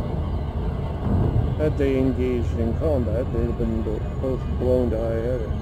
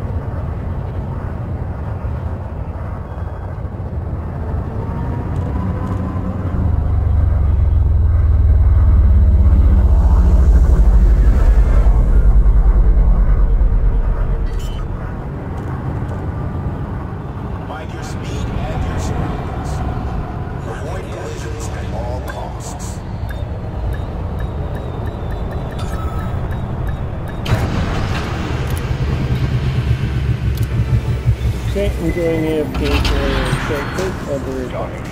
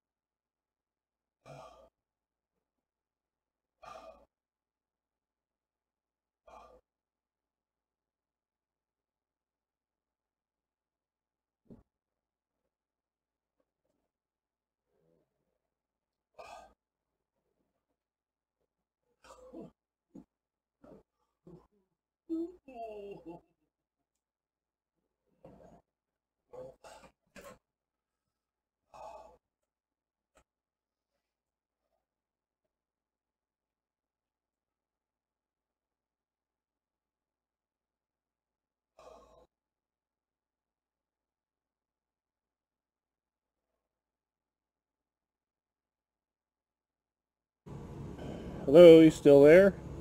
Over a year now. So you have to climb 5 flights of stairs up to the penthouse where it keeps the laundromat. And there's only 2 machines, so if other people, which on Sunday night there always are, other people use. And I think it's against like a scheduling conflict. No, it's not a scheduling conflict, because people are... In my house. Well, you have a family of 4. Most people in this building are old people who live by themselves, so... Or they're laborers like myself, and I don't have time, frankly, to spend doing laundry every single fucking night. Not that I would go up 5 flights of stairs every night either, back and forth, trying to figure out when... I had to go up... I had to scale those goddamn stairs at least 5 times tonight to find out when the machine was free. Well, at least you're getting good exercise. I'm getting pissed off is what I'm getting. Along with most of the other tenants in this building, because the landlord is breaking the law and he's getting away with it. How is he breaking the law? In a building that's 5 stories high, it's law. You have to have an elevator. But he's got an elevator, it just doesn't function. It has to be, yeah, well, that's against the law. It has to function. It has to be maintained. There are rules for these kinds of things. You can't just be a slum landlord and operate a fucking hovel with, like, crack Apparently you addicts can't, in it. because he's been doing it for a while. Well, this is why we have a city council that's so fucking dysfunctional and lets a subway go for a year without being finished. It's now over a year overdue. Seems like that's becoming a tired old refrain of the city's politicians. They've got a project that is like high profile, very high risk. What do? They fuck it up, not once, but at least 3 separate times, missing 3 separate deadlines. And then they wonder why the people want to throw every last one of them out. And they usually do. There's fairly high turnover in City Hall in the last few elections. They never seem to quite get it. Of course, the province doesn't help, and having a fucking crack addict premier doesn't help things either. Sorry, not crack addict. Not just a crack addict, a crack dealing premier.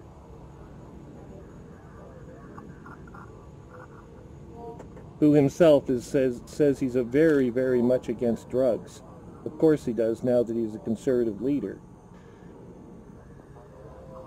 But, not so long ago, he was dealing crack to people that were willing to give him money for it. Probably not very good crack at that.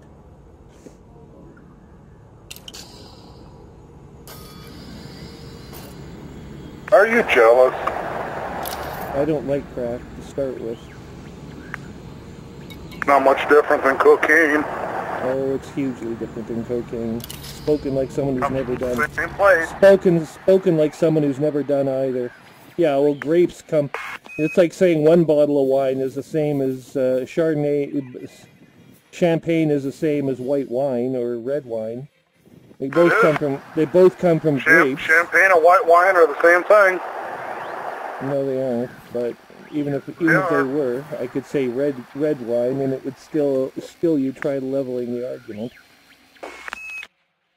Oh God, where the fuck is this goddamn thing?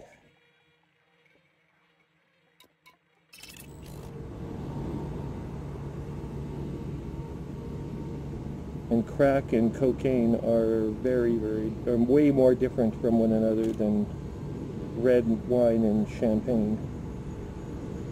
Well, if they're going to legalize cocaine, they should legalize crack while they're at it. Yes, because legalizing doing laundry detergent was what I was talking about before. Or no, sorry, it's already legal. I beg your pardon. They don't have to change Well, you got to it all. legalize methamphetamines and heroin and LSD and all them while we're at it too. I don't have a problem with Because methamphetamine. God knows they don't actually do any damage to a person. They're non-addictive. Doesn't matter. Alcohol does plenty of damage to a person. But alcohol's legal. But if the criterion is to be damage to a person, as you just suggested, well, then alcohol also all should be illegal illegal. drugs will make them perfectly legal because there's no history or Cigarettes science are behind them legal. saying that they're addictive and Cigarettes harmful. are legal. Cigarettes are addictive, but no, we'll make those Do okay. you know how fucking expensive cigarettes are around here? Do you know how fucking expensive cocaine is around here? I guarantee you it's cheaper there than it is here. Probably.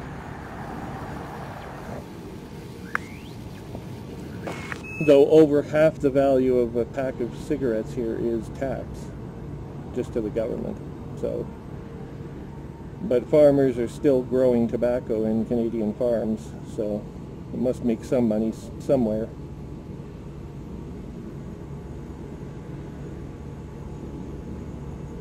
There must be tobacco crops in the U.S. as well. Well, I'm sure there is. No one you know of grows tobacco, though, eh? No, I don't grow very well in South Dakota. The reason that cocaine will always be expensive in places like South Dakota and Ontario is because we can't grow coca leaf here. It's just not, the climate is not suitable for coca leaf, so we'll always have to import it if we allow it.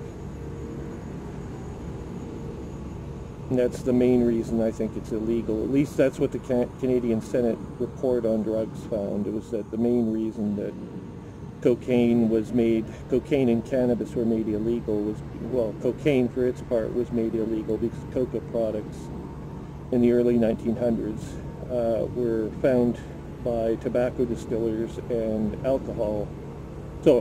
tobacco farmers and alcohol distillers to be a potential threat to their economies.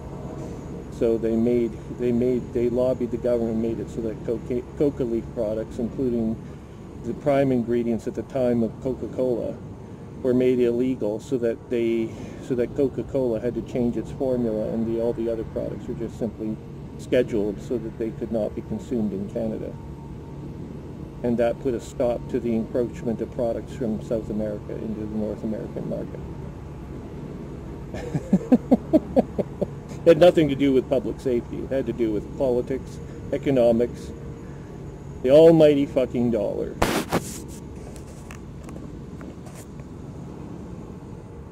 So put that in your hat and smoke it.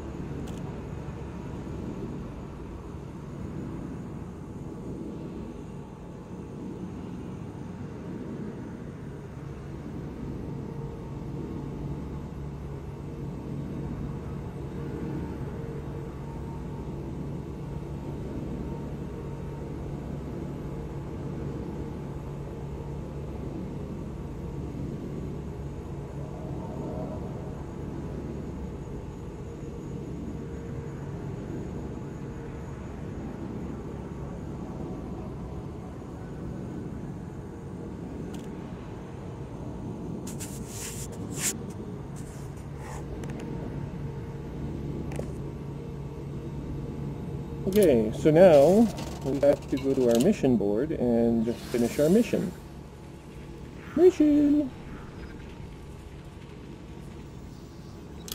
There we go. And I would like to have my reputation enhanced. Incoming message. The Labour Party has granted me privileged status.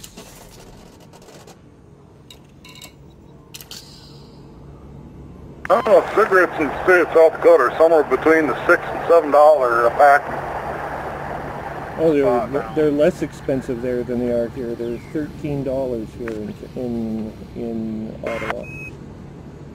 Cheapest price possible. That's the average price. I don't count the premium cigarettes. I don't even know what it is. Oh, That's going off the internet, somewhere between 6 and 7 for average. Yeah, this is you want a pack of Marlboros, you're going to be paying premium for them. Yeah, these aren't 10 premium. Years ago when I quit smoking, 10 years ago when I quit smoking, Marlboros cost $6.50 a pack. Yeah. Anyways, this is a cheap pack of cigarettes. It's not the most expensive pack. And I don't know what your tobacco contents are. You have different laws than we do for that. So it might be that you're getting less tobacco into your bodies, but it still makes the case that tobacco is still addictive. It's still legal. Those are the two main points, and it still causes cancer, which is harmful to the body. So if over smoked. So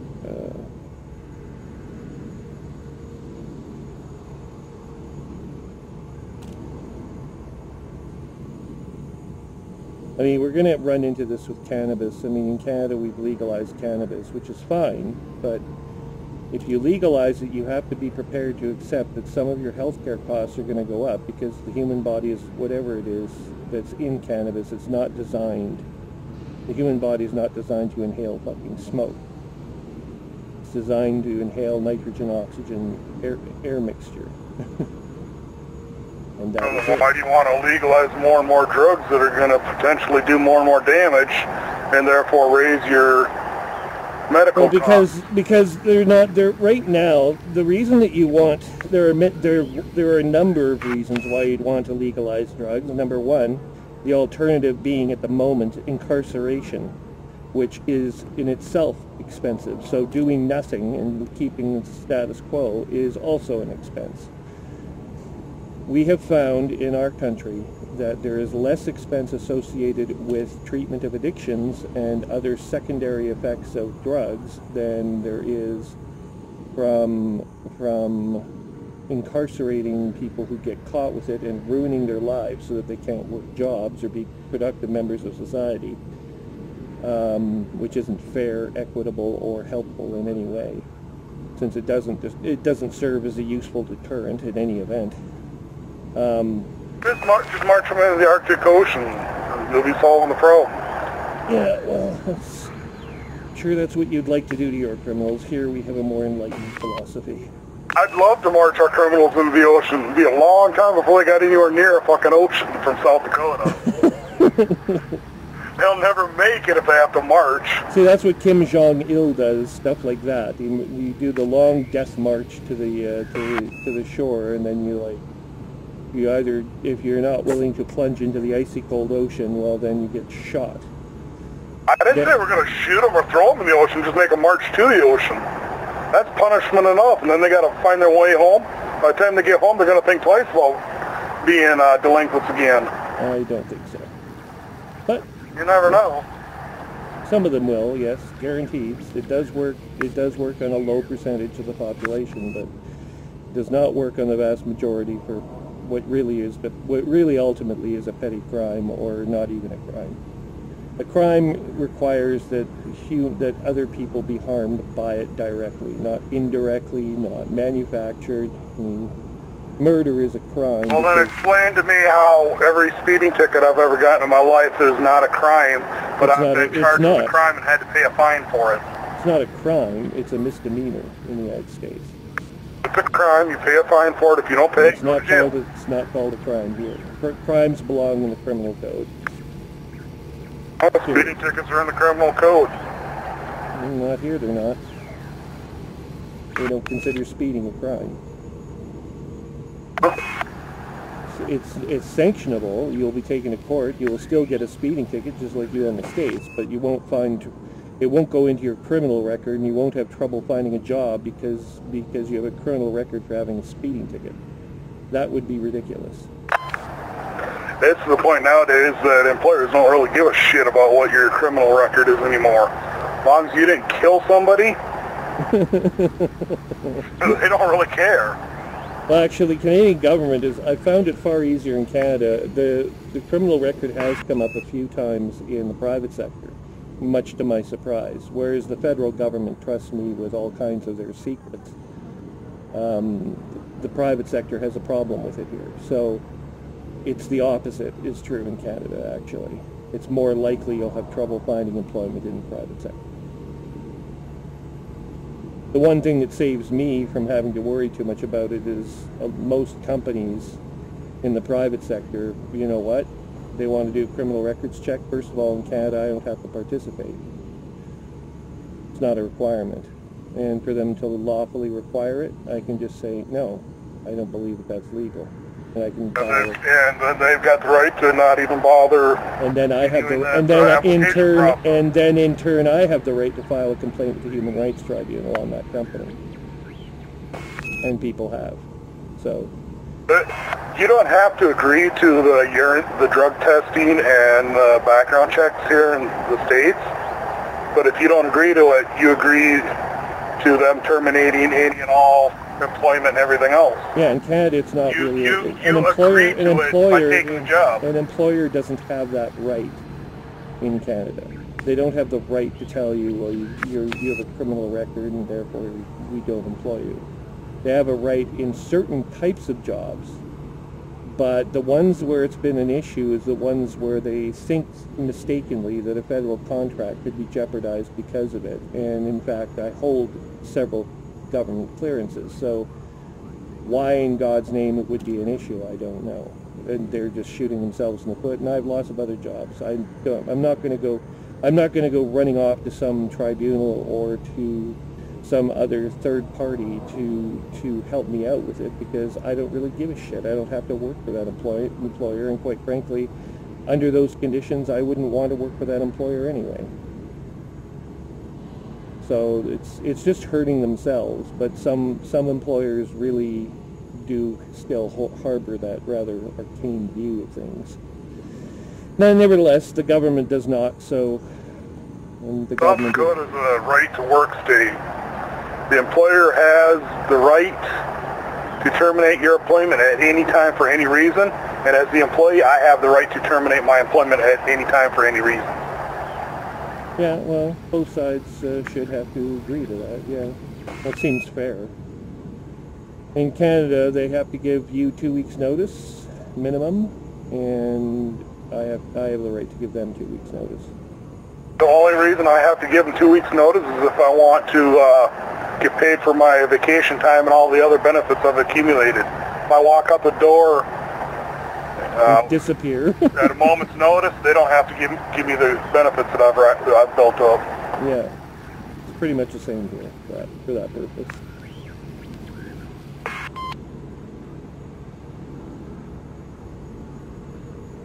I'm also incorporated though, so in my case, being incorporated, the government can terminate my employment without notice and for no reason, and I'm not treated as a person, I'm treated as a corporate entity. So unless the contract specified otherwise, and it usually doesn't, there's nothing you can really do, because you're not being treated as an employee of the government, you're being treated as an external supplier.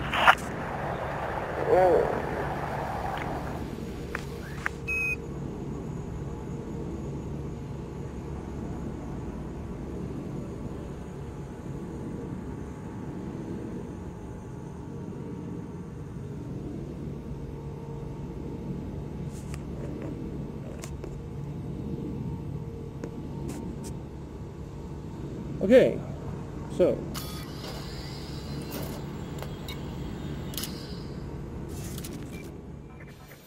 no more symbol.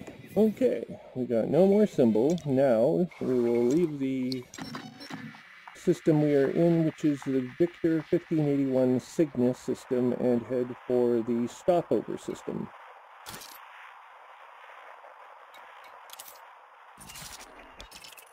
It is the stopover system, where we will stop over. Stop over. I don't know, I didn't name the system. It's the Jerkwater Station. Oh, Darkwater Station.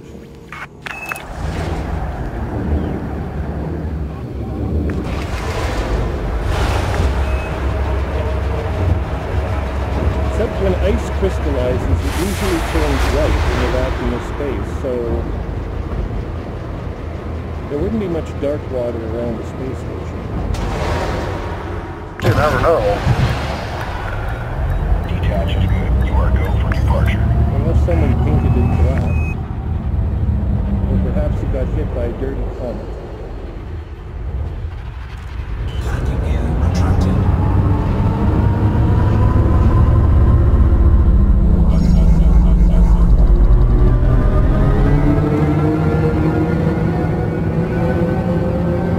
And here we are.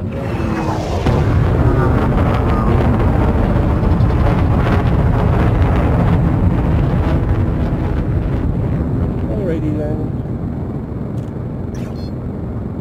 Frameshift drive charging. Jumping.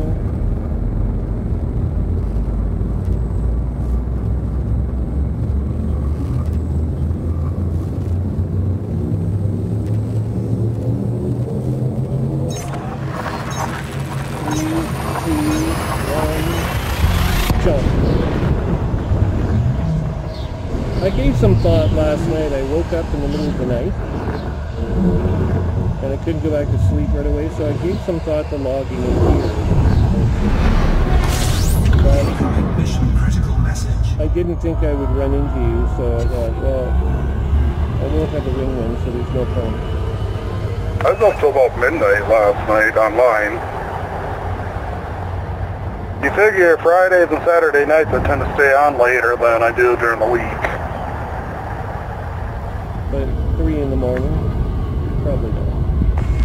There are times I'm up that late. Usually though, it's about midnight, 1 o'clock when I go to bed, unless I'm doing something. Yeah. Friday night I was up with Spike till probably midnight, 1 o'clock doing Starglade scout hunting missions.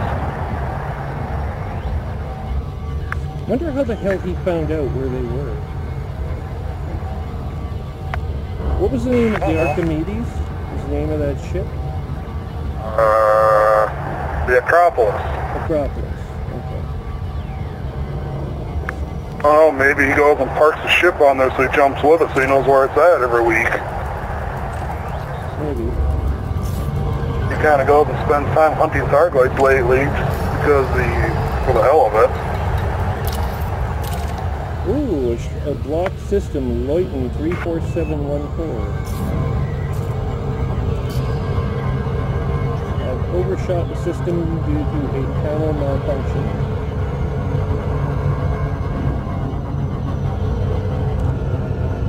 A panel I was using didn't shut off in time, and I couldn't stop my ship, slow my ship down.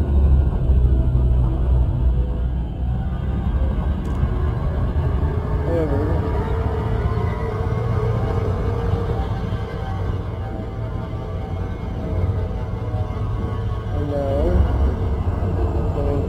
the planet.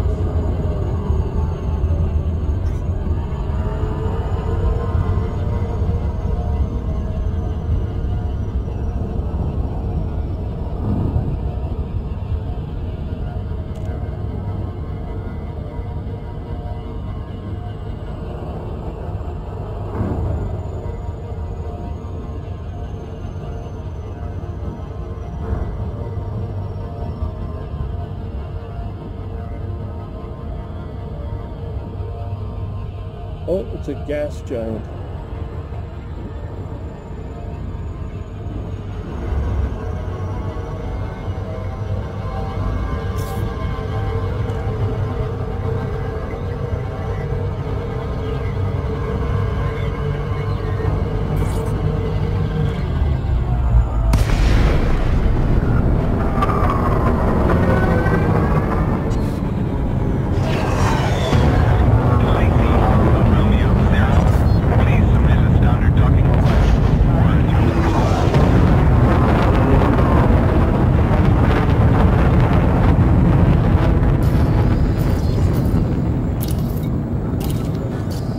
Docking requested and dark water station. Landing on pad 10.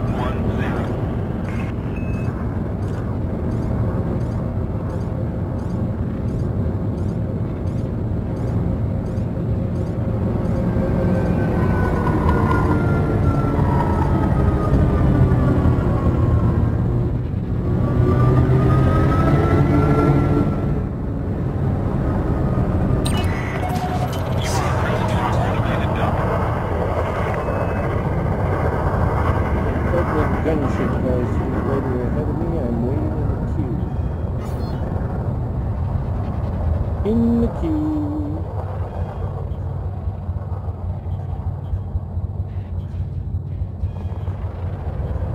Auto dock now in progress. Your approach is good. Maintain current course. There's an eagle behind me.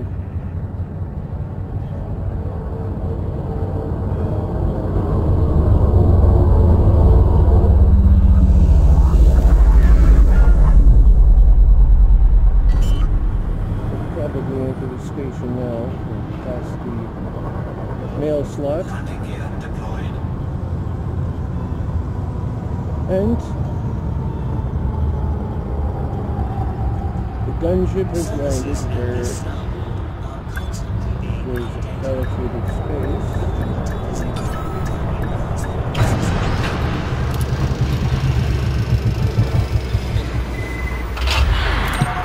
Confirmed contact. You may want to be wary of enemy sports commander. This whole system is on the brink of collapse. So there's a civil war here.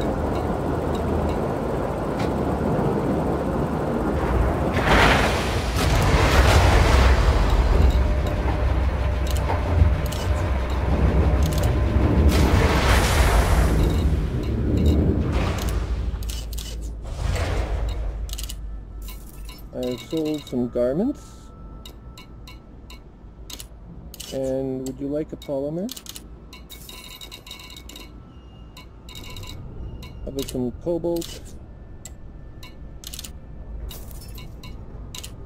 Gallium?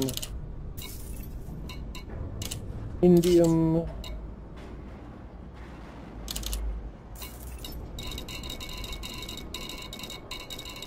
And that's all you get. Okay, Flint. What have we got in inventory?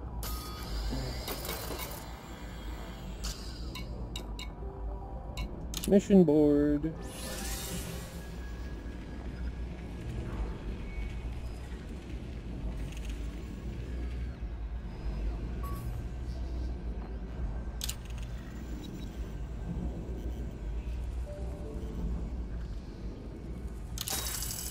Incoming message.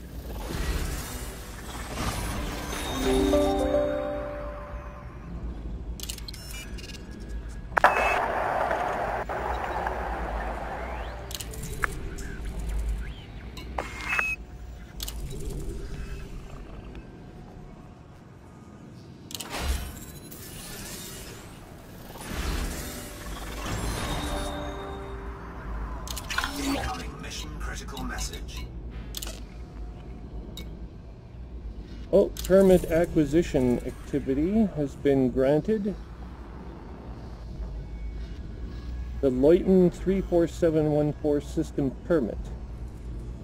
Have you got this permit? What's this for? For what? Leyton 34714 system permit. I haven't got a clue.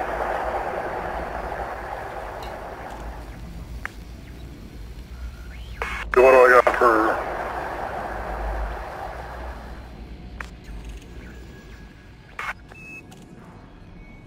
Soul System, Horror System, Beta Hydri, Summerland, Deceased, Akinar, PLX, X-Viewer, Ross 128, Sirius, Alioth, Vega, and Founders World. Yeah, some of those I have. This one requires Alliance status, which I do not have. And that's why I don't have the permit. The stopover system requires that I do something for these people. They need 54 units of cryolite.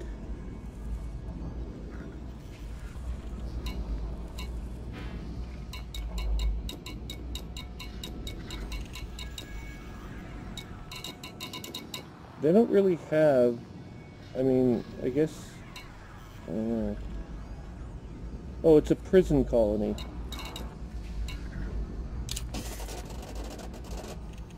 I don't want you coming there and breaking them, their people out of jail, I guess. Well, let's have a look here and see what it says about 34714.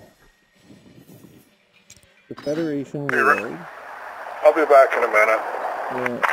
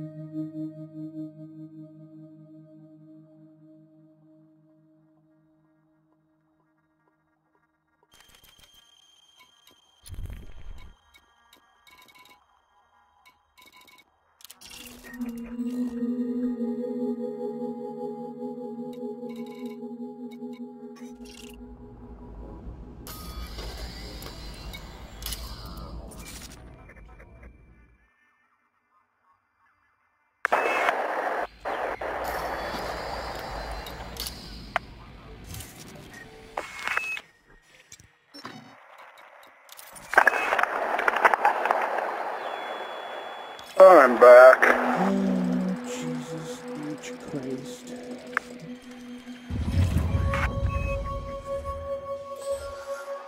There's a city on the surface. The system is controlled by Yuri Grum.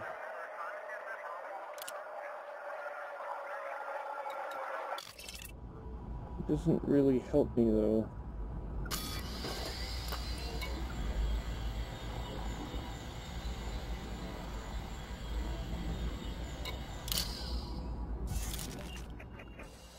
I'm not sure. It looked like it might be a prison system. Now I'm not sure anymore.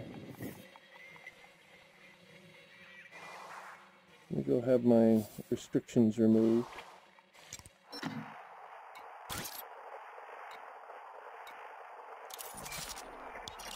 Requires a jump of 33 light years to a base orbiting a Neptune-class gas giant. We've been here before, so we started this evening, actually. And it has an interstellar factors. Ironically, so does Leuchten 34714, but I cannot enter the system due to permit blocking.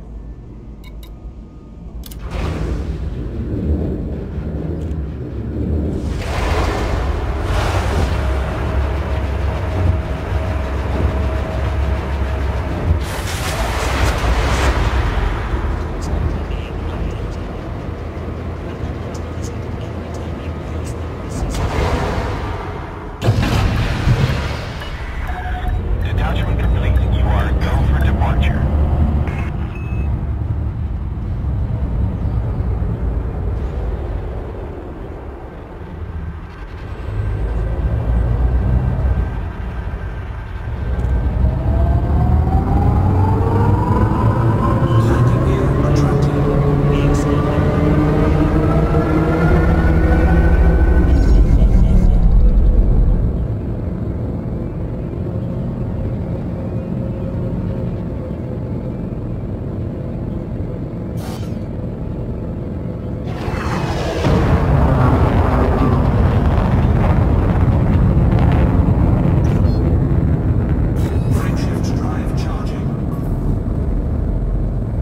Spike K has just logged in.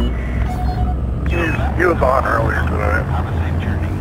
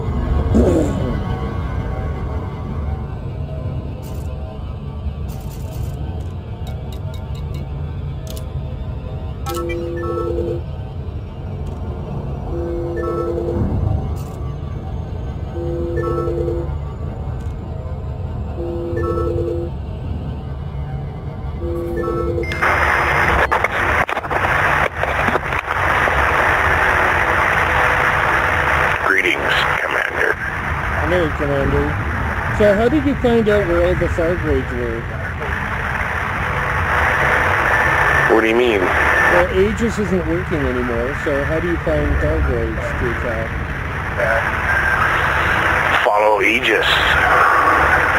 I did, but they're not Aegis has 2 megaships. the Gnosis and the Acropolis.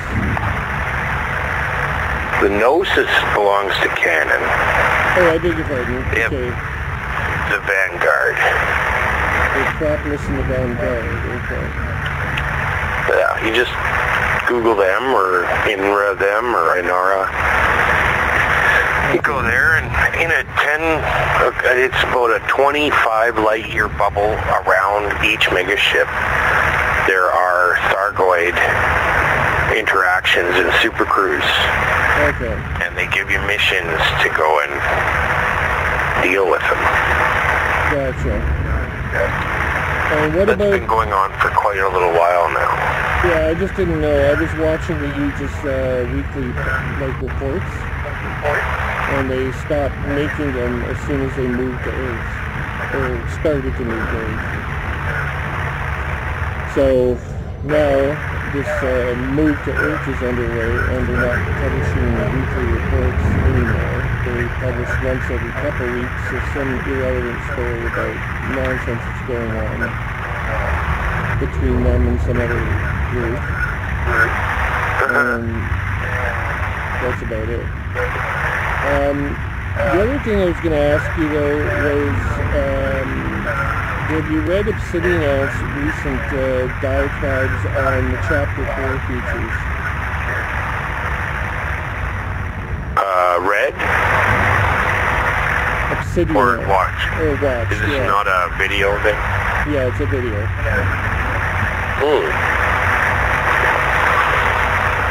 Probably not. If it was today, No, this would have been a couple days ago. He was going on about the new exploration features.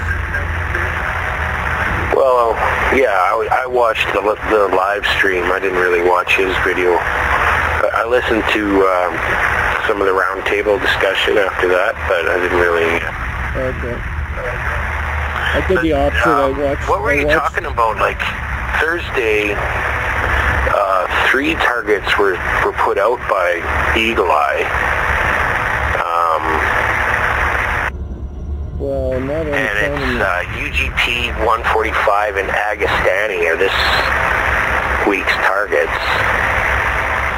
HIP 12, 251, A8. Well, the log 69 XIA section of their website, where those announcements used to be broadcast from, says nothing about that. I'm looking at the Thargoid chat in Canon Gnosis. And I'm looking at the pinned list. I can send you a screenshot, but I can't invite you to this Discord. Just send That's it to where me. I get my information from it. That's what you yeah, just send it to me on Discord, and I'll take a look at it. When I log in since I have to do that with my tablet, which requires I remove my headset, which requires that I risk having my video cut off again. The parts of my video to fix it are due next week. So after next week, I should be back up to normal again. This stupid fucking helmet is busted. So I gotta fix it. I'm sorry to hear that. Yeah, my life isn't real now. Almost everything's wonderful in VR. Yeah. Sucks to have it break down, though. Yeah, then you have to re-enter the real world and then realize what a terrible thing your life can be. Speaking of which, I'm sorry to hear about your mother. Oh, well, thank you. My thoughts are with you when I heard the news.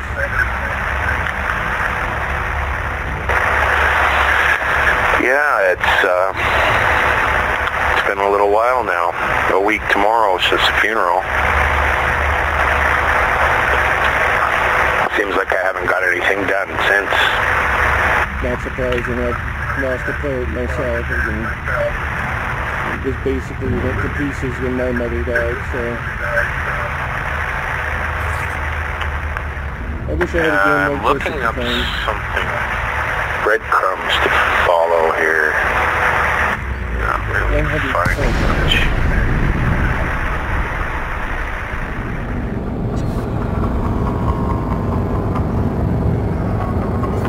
Second last base I have to do. Oh yeah. I'll be free.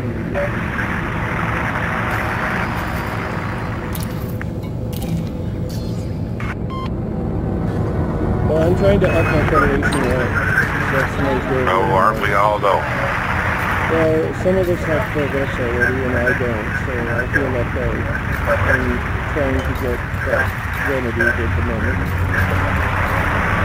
Oh, you're playing the catch-up game, are you? Yeah, That's one way to do it. I'm about halfway through Lieutenant Commander on my way to Post Captain, and then after that I think we're driving. I'm not sure. I think so.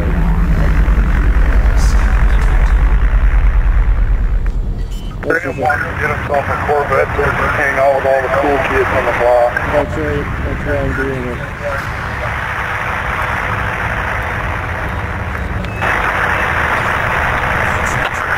I'm trying to build a zero-weight Cyclops killing ship here and bit of a chicken about it. A zero-weight Cyclops ship. Well, I hear there are people destroying them with fighters now, so... Well, I don't got time for all that. I want to kill him outright when he scans me. I'll tell you what, though, the shot cannon proved to be a brilliant surprise weapon. Man, that thing, if I fire my plasma cannon at you and then hit you with a few shots from my shot cannon, that just takes any NPC I've encountered so far with it apart, within usually the first few shots. Bravo. Except for the Anaconda. But I've got 4 shot cannons on board, 1 plasma launcher, and shard cannons. And they're just ripping it up.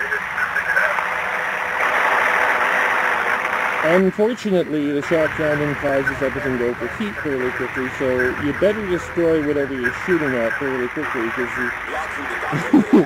otherwise your ships get overheat and blow up.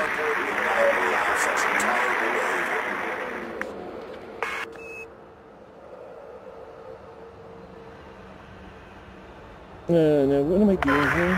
Alright, let's go ahead. Do the hokey pokey. Turn yourself around. And that's what it's all about.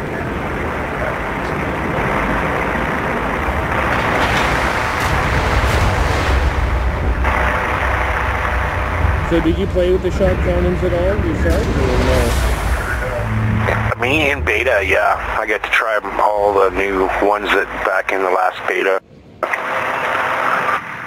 What did you think of the shot cannons? Well, just from the short testing I had, I thought they were going to need a lot of synthesis for ammunition if you're going to use them a lot. So I found they ran out of ammo. Well, The the thing is, they had there's a turreted variety. Yeah, I mean, they're fine as long as you're near a star base, but then again, I mean, you only encounter enemy players and NPCs when you're near a star base usually anyway. And if you don't, if you're out exploring, well, then you haven't shot your weapons at anyone, so you'll have weapons and ammunition. Is that a fact? Well, that was my thinking You'd be on it. surprised what I've shot my weapons at. Whatever you shot your weapons at. The other day I took a stranger out for a spin and he didn't want to bring his expensive BBX, so he brought his cheap Viper, and boy was he ever happy at the end of the fight. I told him the Thargoids are at your front door. And sure enough, as soon as we went into Super Cruise, there was a target. And we went and he caught the tail end of it, and I spawned another instance right away, and He took out 2 ships, said it was the best time he's had in a long time in this game. I like doing that. Put a little bit of role play into a person's mind and get him on the microphone for a few seconds. And we had to do it all. He got caustic damage, so I had to get him to hold still and the whole 9 yards. Yeah, well, the squatters got me thinking about this healing gun, right? So he shoots you with this healing gun. If you put like a tough ship, one that doles out lots of damage but doesn't necessarily have the most robust shield assembly or armor, and starts getting shot up, well, you can have this thing can re-energize shields and fix broken systems by shooting this healing cannon at you. And then you're fine, and then you just like keep shooting basically. You're more or less invincible. Ramming. Yeah, ramming. You're more or less invincible, right? So you just like run around, and you just shoot the hell out of everything.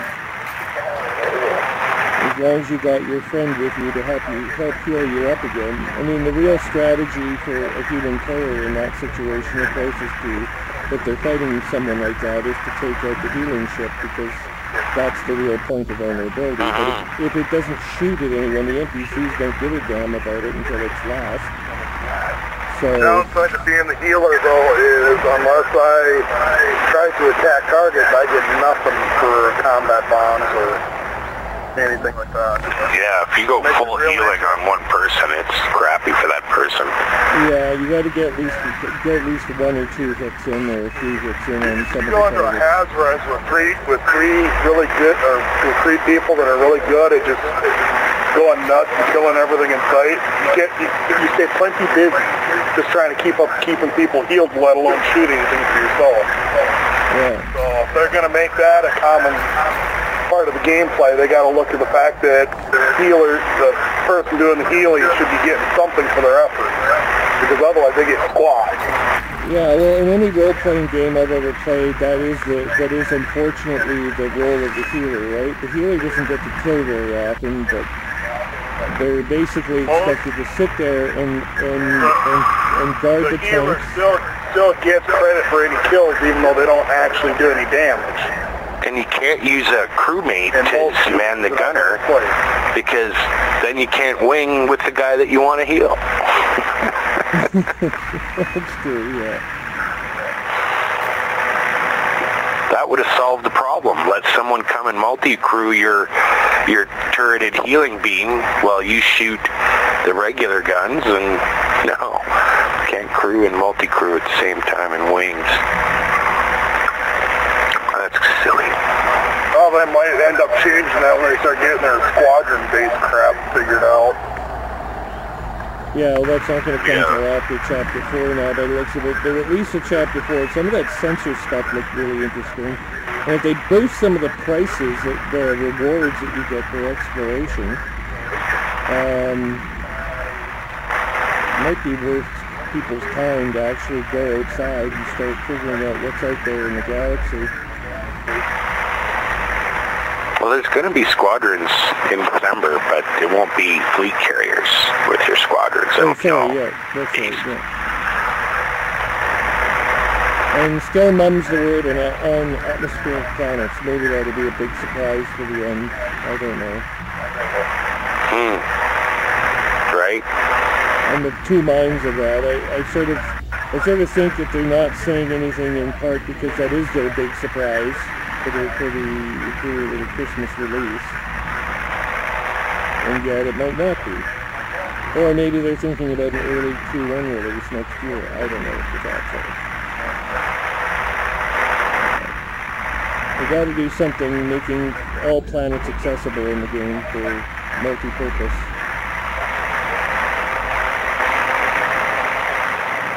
I think.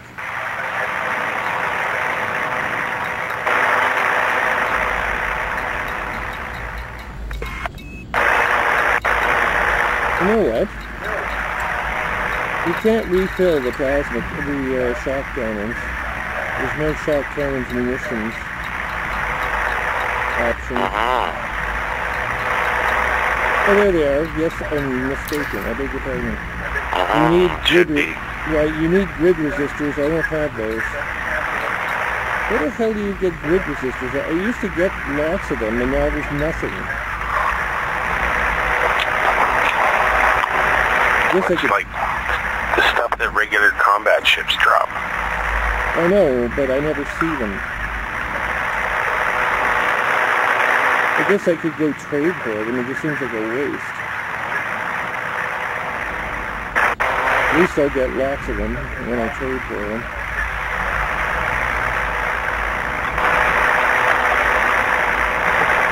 Anyway, okay, that solves that mystery. I think I'm going to bed, gentlemen. I got to get up and go to work. Alright, well, I had lots of sleep today, so I'm going to be up for a little while longer. I'm sure Spiking or something is doing. No, I'm going to go off and kill some aliens and zone in and turn my volume up and make it all difficult to hear me and stuff. Alright, that's fine. You have a pleasant Good evening, night, gentlemen. I'm out. Alright, take care, gentlemen. Bye-bye.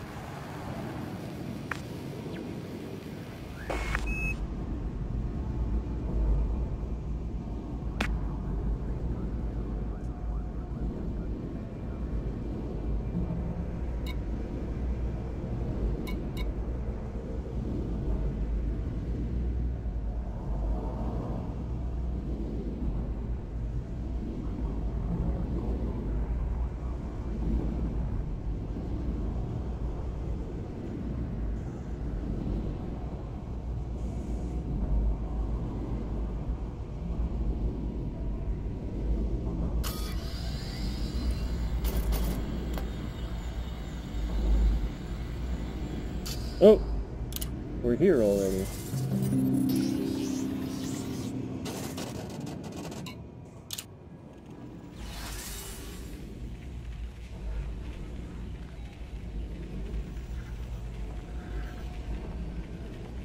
Do, do, do, do, do, do, do.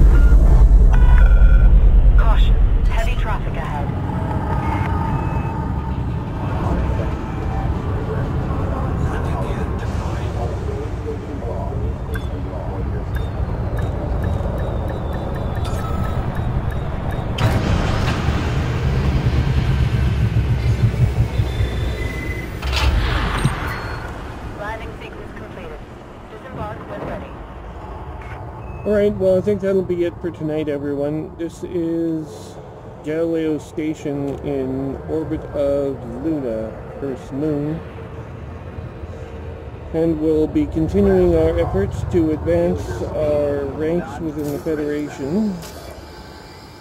So far, we've been able to advance past the 30% mark, almost all the way to 40%. Lieutenant Commander, which is a considerable update from where we were at the beginning of the evening. Hopefully we win that kind of success in the not too distant future. We also have to boost our current standing with the Mother Gaia faction here on the station. If you check the video properties by selecting the More Slider widget in Google YouTube, you'll find a couple of web addresses revealing additional information about Commander Trium and his exploits in the Elite Dangerous universe, including a blog site and, of course, a Twitter account. Please click I like or subscribe if suits your preference. You are so compelled. And if you're using Google Chrome under Windows 10, you will find the bell icon to the right, subscribe button in the YouTube interface, which will give you a mini dialogue every time there is new content, either live or recorded, posted to the Commander Trium YouTube video flight log library. You find yourself hosted right now. Be aware of oncoming traffic. Thanks once again for watching, Commanders, and have a great evening. Fly safe.